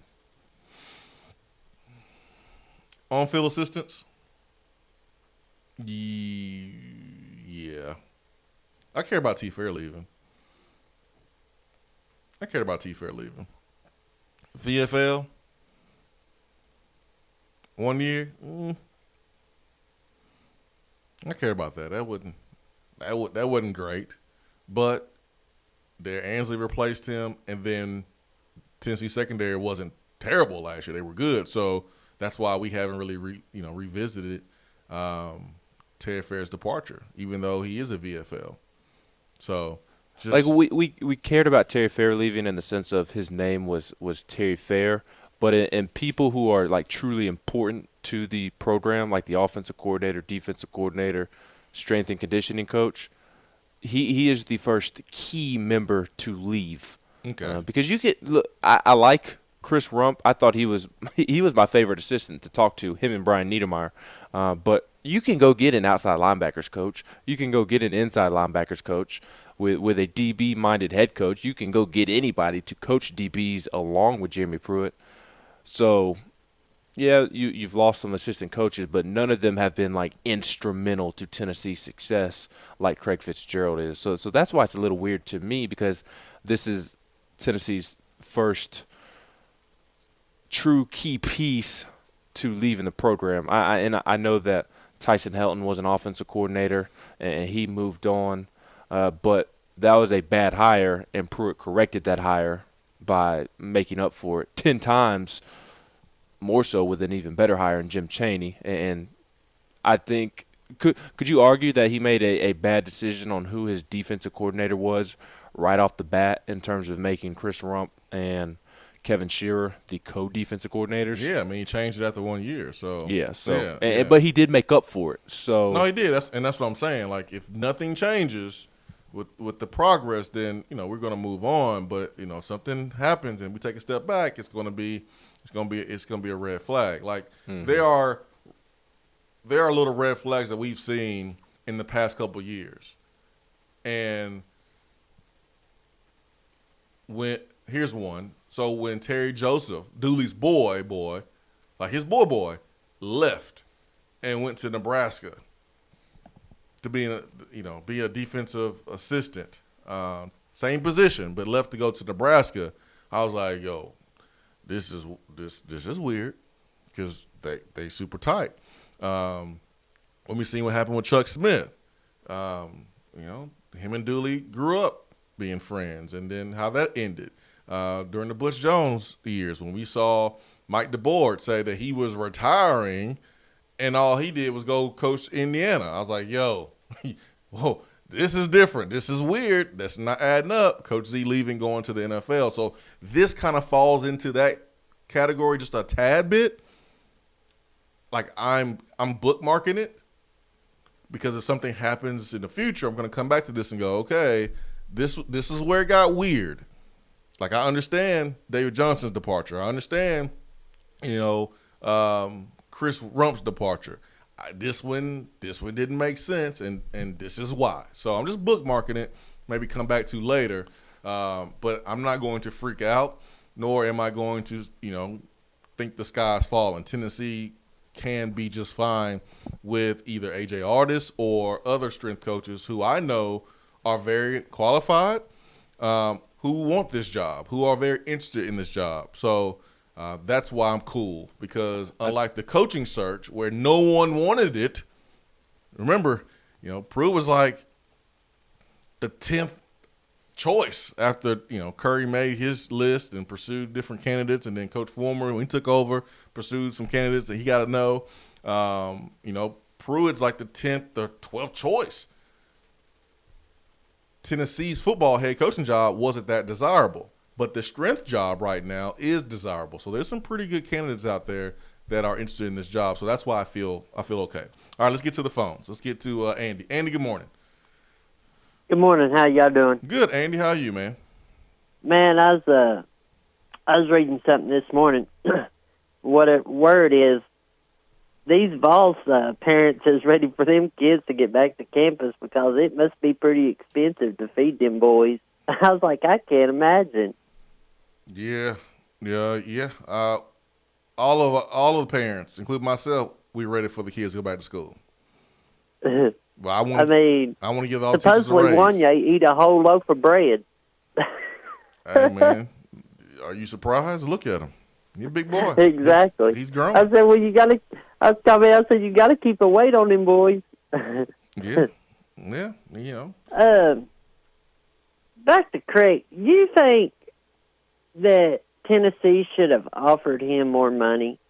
Nope. I mean, Nope. No? You're third in the country. You asked for a $600,000 weight room, and actually it was more than that. It was Right. $660 after taxes and everything. It was $660. You got all that you asked for. This move was not about money. Wasn't about money. And usually when we see moves are made either because of money or either maybe because of, relationship, staff continuity, or staff chemistry. And sometimes it is family and wanting to be close to home. But more times than not, it's about money or some type of relationship strain. More times than not. Not saying that family does not factor into it, but I don't think Tennessee should have offered him any more money because I don't think it mattered. He was third in the country already. yeah. Well, I feel the most important thing about it is whoever we get, they've got to make sure the most important thing is recovery and keeping injuries from happening. That's the scary part because look where we was before, which Pruitt's a lot different than crappy Butch, but I don't think Pruitt would let that happen and keep a close eye. But still, it is scary. Yeah, I mean, and Andy, thanks so much for the phone call. I don't know if the most important thing is really recovery and the injuries. I think they are just as important as the conditioning part, which is being able to run like a gazelle if you play a position on the outside, or you're able as an offensive line to go on a 15-play drive, no huddle, and your offensive line is not gassed, and they're still mentally able to carry out their responsibilities without making mistakes because they're physically fatigued. It also means that when we got to get a guy stronger, we are able to do that. We're able to do that and still maintain his speed. Those are things that I think are equally as important as keeping them healthy and being able to recover. So I'm not going to put one over the other because I think they're all very, very important. Swain event fueled by Dead End Barbecue, top 100 barbecue restaurant, and Alumni Hall brings us our number 2 here in the Swain event, where you can shop online all day, every day at alumnihall.com.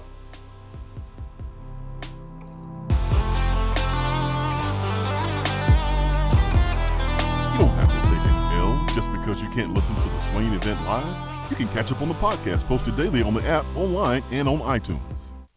When you see the happy face on our truck, you'll be smiling because you'll know that you're in love. Beat the heat and save big with Hiller's HVAC replacement special. Save $1,000 when you purchase your new HVAC unit from Hiller before March 31st. After that, prices start rising. Don't be caught without AC this summer. Visit happyhiller.com to learn more. Call the happy face truck today. Do you want a custom themed tumbler or bottle to show off your team spirit every day of the week? Well, look no further than Game Time Sidekicks. Every design has you, the fan, in mind. Their tumblers and bottles are double-walled, vacuum-insulated stainless steel, and their quality is second to none in the market. From stainless steel sippy cups to tumblers and sports bottles, Game Time Sidekicks offers something for the fan of all ages to rep their team with. They have many different logo options, so fans will have something they are proud to carry around all the time.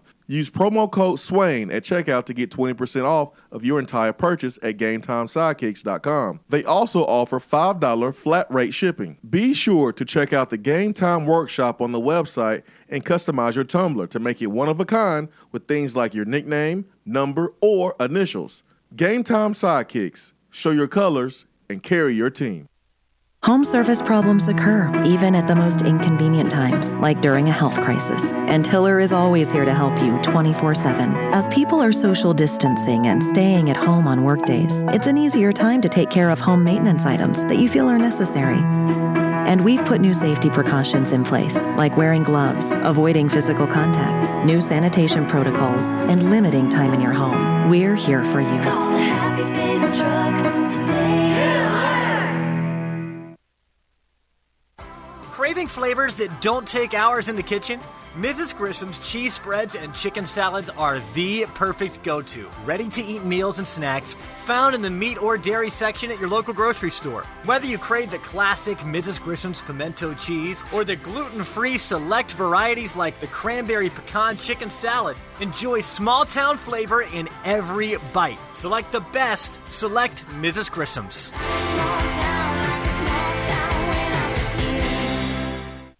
You don't have to take an L just because you can't listen to the Swain event live. You can catch up on the podcast posted daily on the app, online, and on iTunes.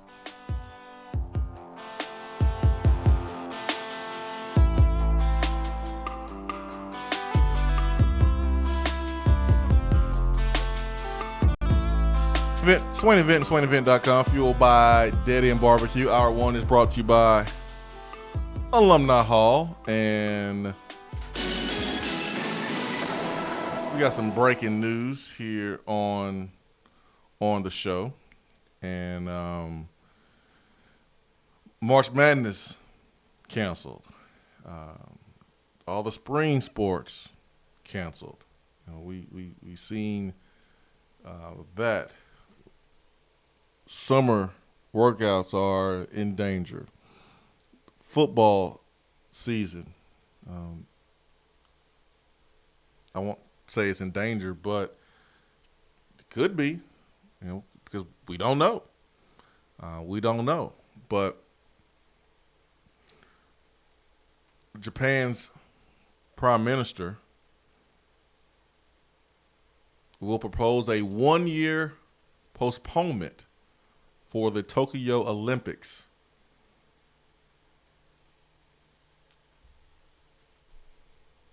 During talks with the IOC president, Thomas Bach.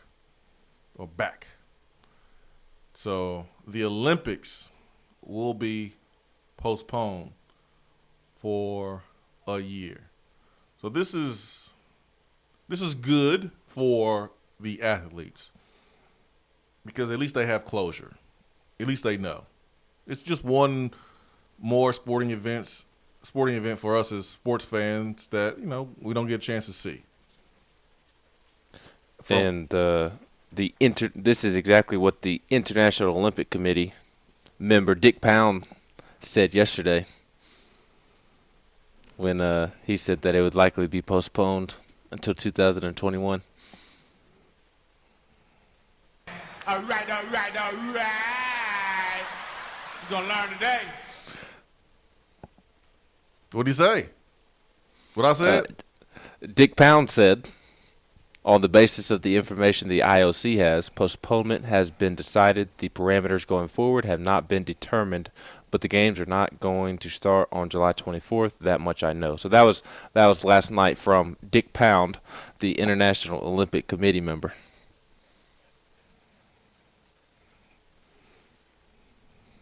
What is Mama Pound doing? Mama Pound, what are you doing? What are you doing? So like for us sports fans, yeah, we don't get a chance to watch the Olympics, right?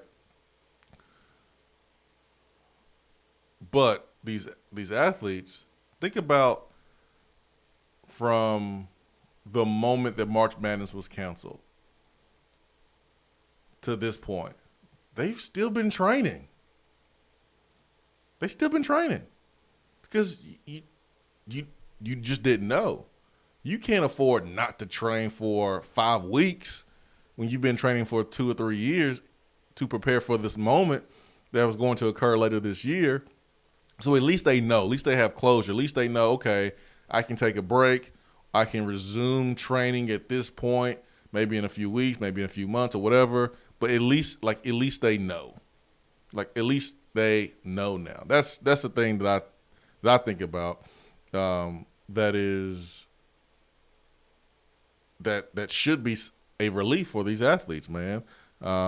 They've been training their butts off, whether it's in the pool or on a track or whatever, and I'm pretty sure they were not able to train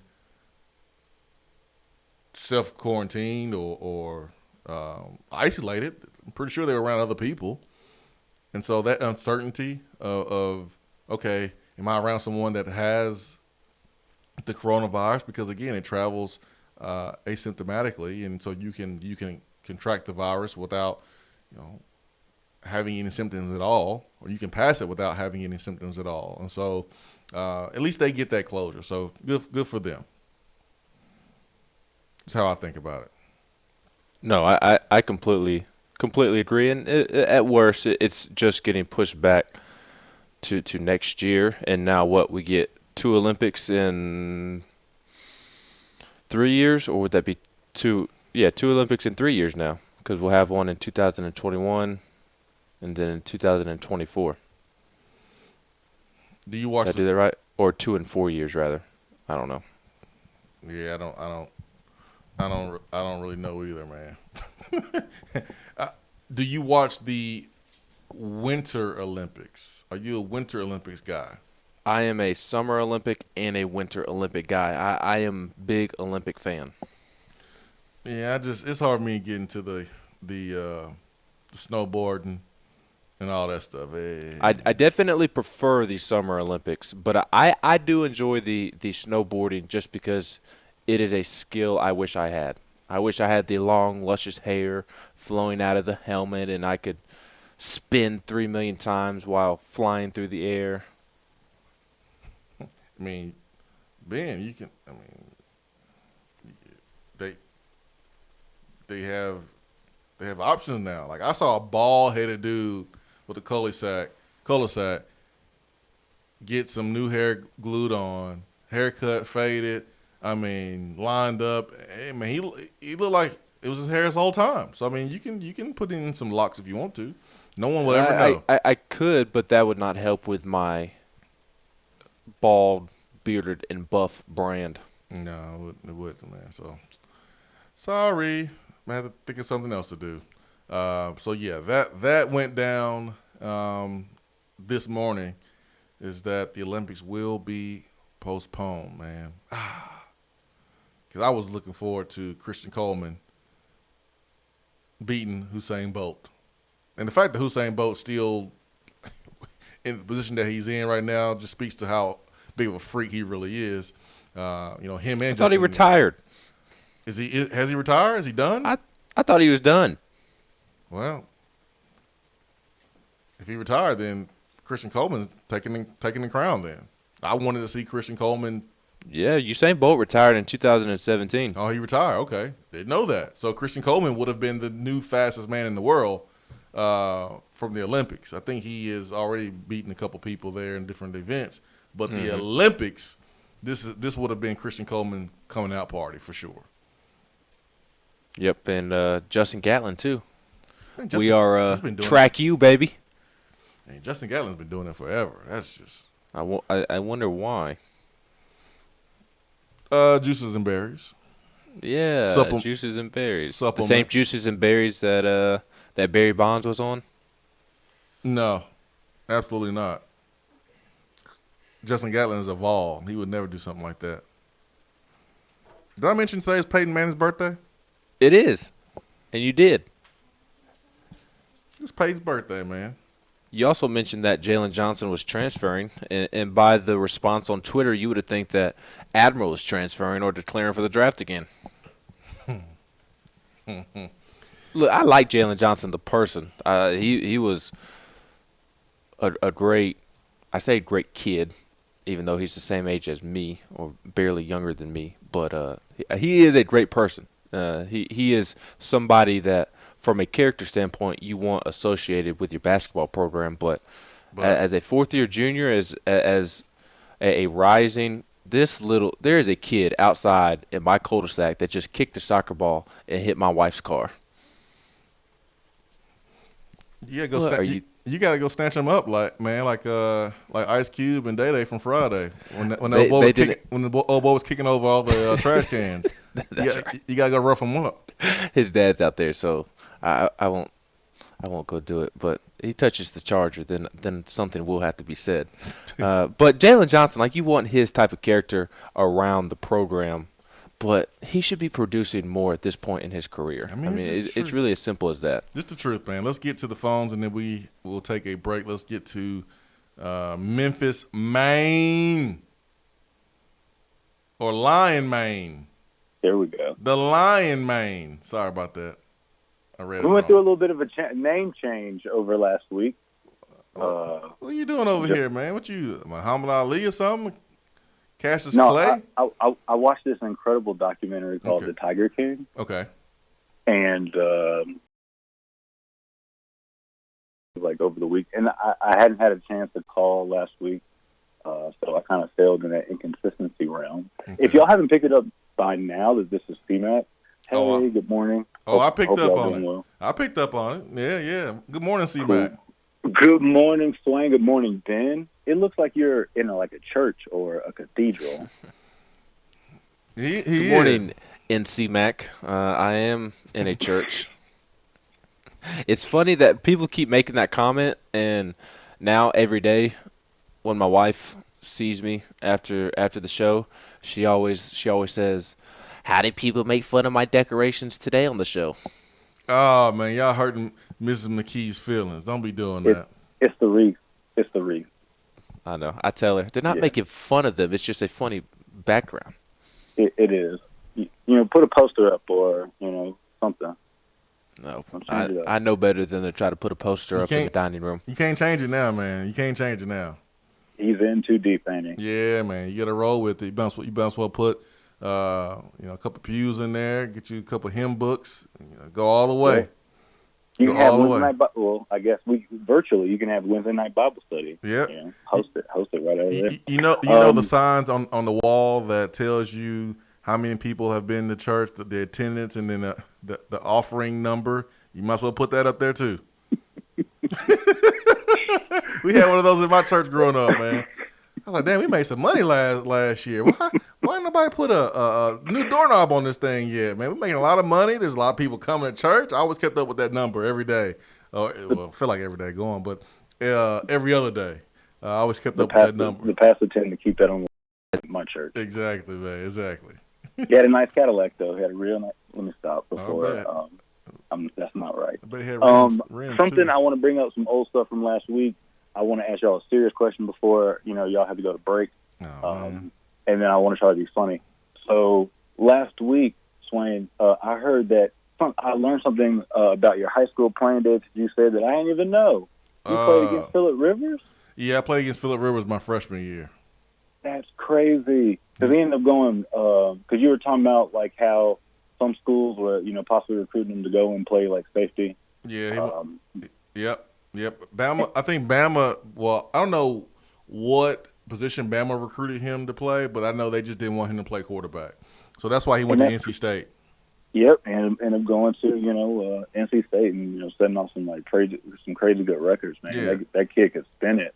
I really hope he spins a whole bunch of interceptions this year to the Tennessee Titans twice a year. Oh yeah, he's gonna throw some picks now. Oh yeah. Y'all touched on Tom Brady a little bit earlier, and y'all were happy for this guy. Yeah, it's weird, man. Well, Ben said he was happy for him. I just said he's more likable now. Yeah, no, I'm gonna continue hating that guy. It's weird. Because. But why do you hate him? Here, and I'm glad you asked that. Today is the GOAT's birthday, right? Today is the GOAT's birthday. Peyton Manning. Who rightfully took the GOAT's records? Well, he did not take the passing yard record or touchdown record just yet. I mean, Peyton Manning took it, and then Breeze took it from him. I'm referring to the person who I guess took them first. After Peyton had him for a minute, he did that funny video after, Drew Brees broke one of those two records.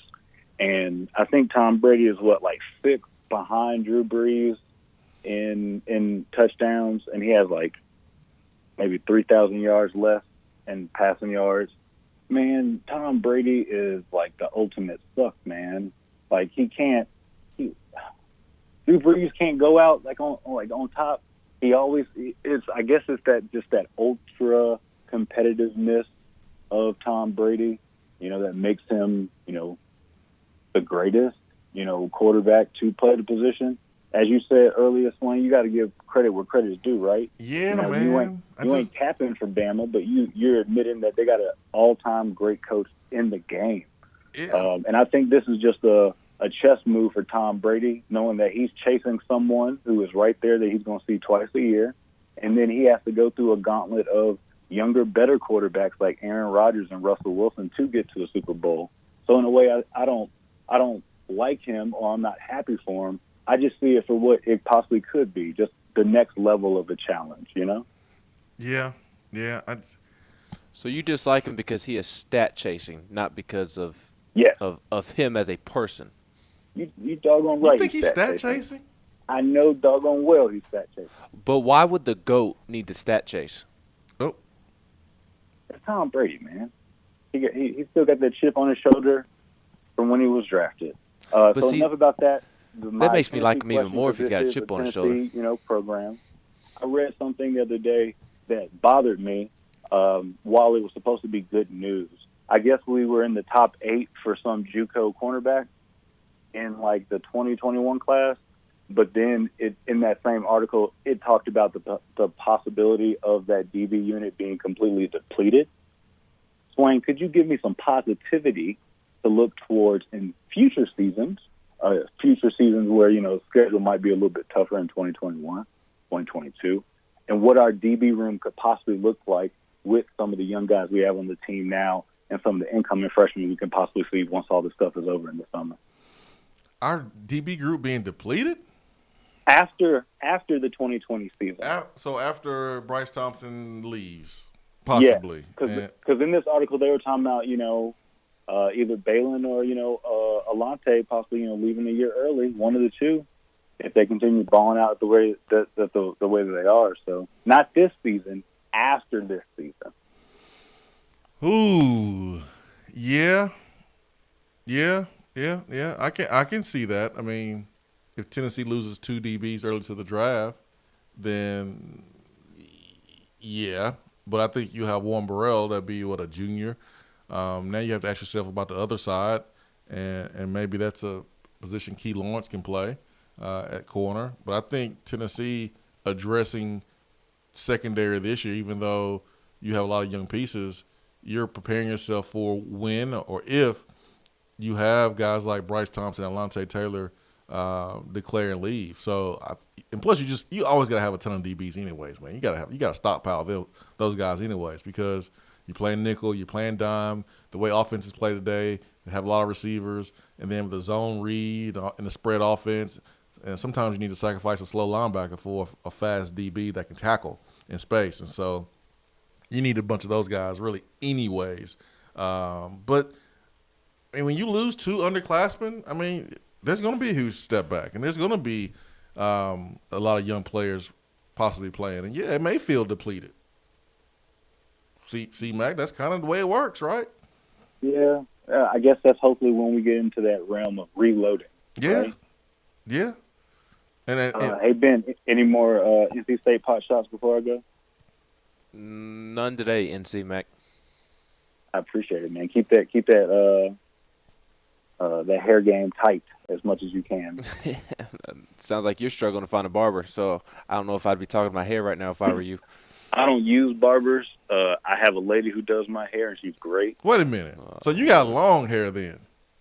Yes, sir. So what do you got, like dreads or some braids? What you got, man? I sometimes wear my hair braided, and sometimes I just go natural and just let it, just kind of do its thing, curl up. As Big Orange Mac would say, it's just nothing but an ultra perm. Yeah, you use juices and berries. Juices and berries. Gotcha. All right. Yes, sir. All right, see, man, I'll let you go, man. Put that relaxer back in your head.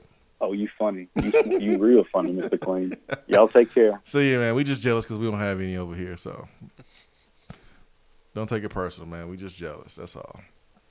We're just jealous, C-Mac. 865-255-03. Let's see. Coach SAJ says, Swain, do you think maybe that with Fitz interviewing for jobs that Pruitt out of frustration because they had bent over for him, said to him, if you are so unhappy, find you somewhere else to go, because I myself would have been a little upset. Maybe his mindset became, you are important, but I am not going to let you hold this over my head every year. It could have been as simple as his wife wasn't happy here. It could be. I mean, it could be. I just really don't know. It's just weird. It's just weird that a guy in Coach Fitz's position that got everything that he asked for is leaving at this time. It's just really, really weird. And I don't think his exit interview with David Ubben made it even better. I think it actually created more questions. It was awkward. Very awkward.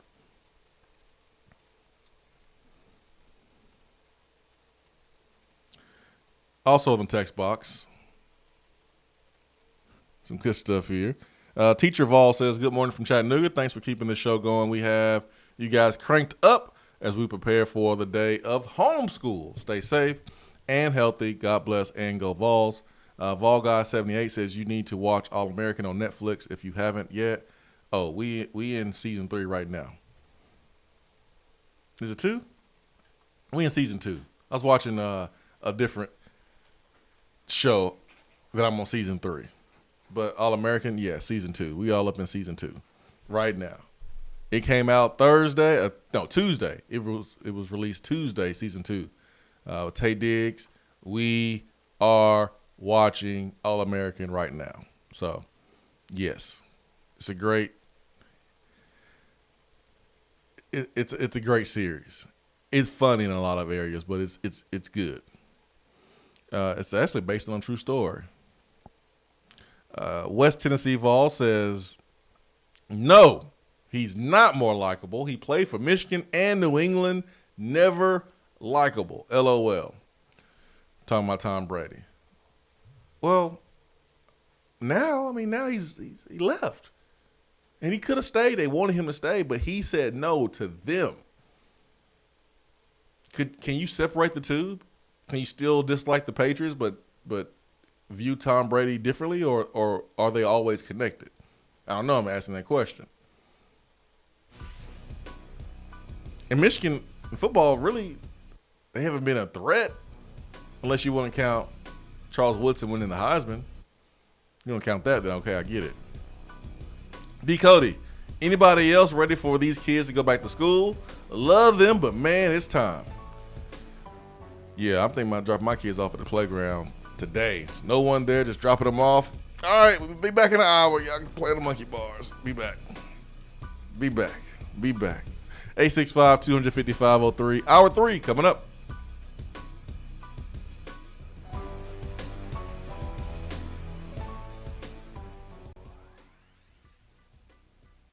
While the other guys are taking guesses, the Swain event is taking you behind the scenes and in the huddle every morning from 7 till 10 right here.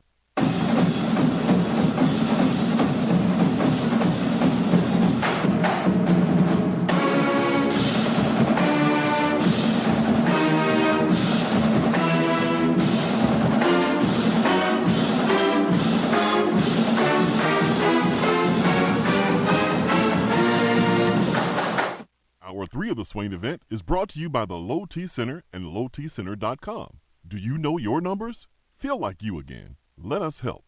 While the players are gearing up for the gridiron, it's time for you to get geared up at Alumni Hall. Find the best selection of Nike, Nike Golf, Peter Millar, and all of those retro logos you love. And the 2 for $28 t-shirt deal? Game changer. And don't forget about the rest of your game day crew.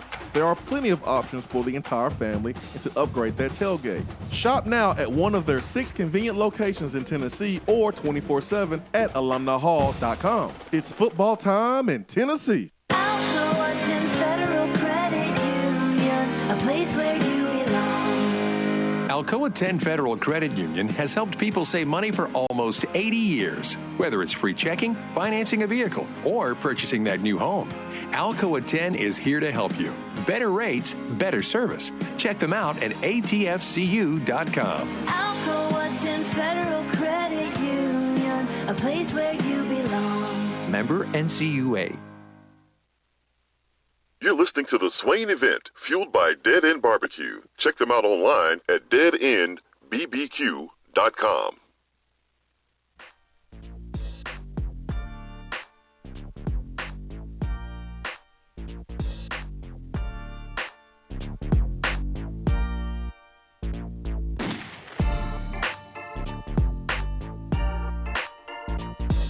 Swain Event, SwainEvent.com, fueled by Dead End Barbecue. Hour 3 here on Swain Event is powered by Low T Center and LowTCenter.com. Reinventing men's healthcare. Ben McKee, Jason Swain, and I think Turkey Man gave us a call back. Double dipping this morning, Turkey Man. I am double dipping. It's Peyton's birthday, and I was going to tell you a while ago, I was on the road there, and I couldn't talk real good. But you remember back in 2016 when I first joined Twitter and got on Twitter, my first weekend of watching football in Twitter. You remember that? I do. I'd say you got it in the archives. See, that was back before you knew how to fly the plane. I mean, back then when I told that story. But anyhow, can I tell that story? Sure, Turkey Man. I want you to go for it, man. Shoot your shot. Okay. It's 3-pointer. I just got on Twitter. Mm-hmm. I was on laptop. I had a flip phone, and I was doing it on a laptop. Uh-huh. And I had a buddy of mine come over, and we was going to watch Peyton is in playoffs. I believe it's playoffs. And we was going to have wings, and I had paused the TV, and I forgot to change it. In fact, so I was about 2 minutes behind when the game got started in Twitter.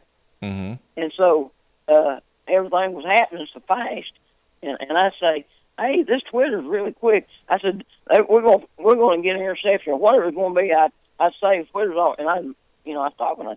Well, they started calling Peyton the GOAT, and I got angry. I thought they was talking bad about him, and I started bad mouthing, and when I didn't understand, so I was calling in and talking to you and Stokesy the next Monday, and was telling them about my experience.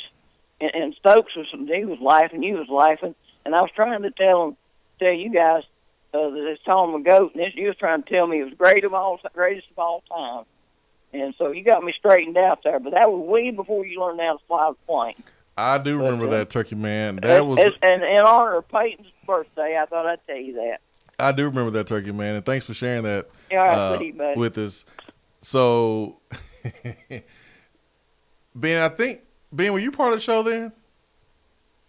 Nope, I was a loyal Swain Event listener at that point. So, okay, I remember this day. So it was Seth and I in the studio doing the show, and the conversation came up about Peyton being the GOAT. And Turkey Man at that time did not understand that GOAT meant greatest of all time. And so he called in, and he was mad. I mean, mad. Hotter than fish grease mad. Because someone was making fun of Peyton. He was trying to protect Peyton and defend Peyton. And I didn't understand why he was so mad. And then when he explained, y'all call him a GOAT, we were like, Turkey Man, GOAT is a good thing. GOAT means greatest of all time. And we were laughing so hard that I fell out of my chair. I remember that. I fell out of my chair. You can hear in the background, bloop, bloop, when I fell out of my chair. So it was a solid 20 seconds of just straight up laughter on the radio. So I remember that.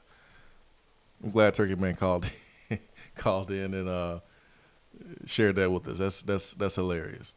But yes, D. Cody. During this time, we have discovered another level of appreciation for teachers and administrators. Yes, absolutely. Absolutely. Let's see here. Tennessee Levi, does this shutdown help guys like Wright, Morris, and Crouch get 100% healthy? Yeah. I mean, yes and no, I guess. Yes, in terms of the body is amazing. The human body has this ability to like heal itself. And sometimes you just don't need medicine. Sometimes you don't really need anything. You just need to rest and the body will recover. The body will heal itself. It's amazing when you give it the things it needs. But at the same time, guys that have had surgery, guys that have had procedures, you have to strengthen that area. So if you had a shoulder, if you had an ankle or knee or whatever, okay, part of your rehab is strengthening that muscle, that tendon, that whatever. And then after you went through your rehab, you're going to be sore. So do you have the ability to have access to ice and ice tubs and warm tubs and heating stem and ultrasound and all these things that you will only get in the training room. When you are a professional athlete, you have the money and the resources to kind of buy your own. Turk McBride, good friend of mine, teammate, there was a machine that was implemented in my last 2 years at school. It's called a game ready machine. Basically, they put ice in this little machine and they have different attachments to it. One for your ankle, shoulder, knee, whatever. And they strap it on, turn it on. And it's like having a ice pack on your injured area, but just more efficient, lasts longer, better. Don't have to worry about the ice melting. It's portable. It's amazing. Well, I don't know how much the unit costs, but I'm pretty sure it costs a couple $1,000s. But that's something that Turk McBride invested in because he knew that his paychecks was tied to his health, tied to his body. So he purchased that and used it. I remember Gerard Mayo purchasing one of those tents where you sleep in the tent, and I guess it helps recover the body and all those things. Well, those are professional athletes. These guys don't have that access. So guess what they'll be doing?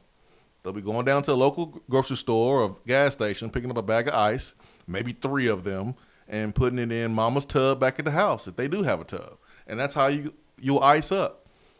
And then you want to warm up your body, you better get some Epsom salt. Back in the day, some Epsom salt, get in there and stretch and things like that. So yes, the body will heal on its own, but you don't have access to some of the, over the top machines that help with the rehab process. So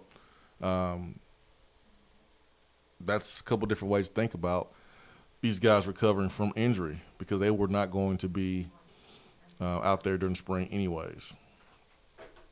Coach SAJ says we may be looking at a limited game schedule with either same reporting date or expanding the preseason practice. Let's get to Tramel on the Swain Event Hotline this morning. Tramel, good morning, sir. What up, what up? How y'all doing? What's up, man? We're great. Hope everybody's staying safe, man. We in the house. Yeah, me too. I'm actually about to take a trip out and go see my PT. Speaking of them game readies, that's why I was calling in. They 3,000, for almost 4,000. I just turned mine back in. Game readies? Yeah, I just turned mine back. I just turned mine back in. So you had one what from your Yeah, I just had surgery again. Remember I had my hip surgery a couple of years ago. I had to get it redone again here recently, like a month ago. So you had hip surgery? Yeah. So the hips do lie, huh? So when you use the game ready, how did they use the game ready with your hip, man? What kind of attachment did they have for that? Okay, so it's like a semi diaper leg. Oh yeah, okay. I can visualize it. Yeah. Okay. So it's like, you put it on and then you wrap it around your waist and then it all straps together, and then you like fill it up with ice and whatnot, man. Yeah. Man. It get cold, don't it? Man, oh yeah, it gets cold. Yeah. But man, they work and it does compression too. Yeah, so it's yeah. cold and compression at the same time. Yeah, so it's great. just like, I wish I had one. man, and then you can use for the hip and like different areas and stuff. Man, I wish I had one of them. 3,000 just to throw away like that. Well, not really throw away, but investing in your body. Man, I'm telling you, man, them things are they're the truth. Well, you can take it. You can take it longer than maybe they giving it to you for. Kind of like a yeah, I definitely did. Renting out like a Blockbuster video or maybe a book at the library. You wait till they call you a couple times, then you turn it back in. I did that. Mr. Trammell, you've had our game ready for 3 months now. We need that again.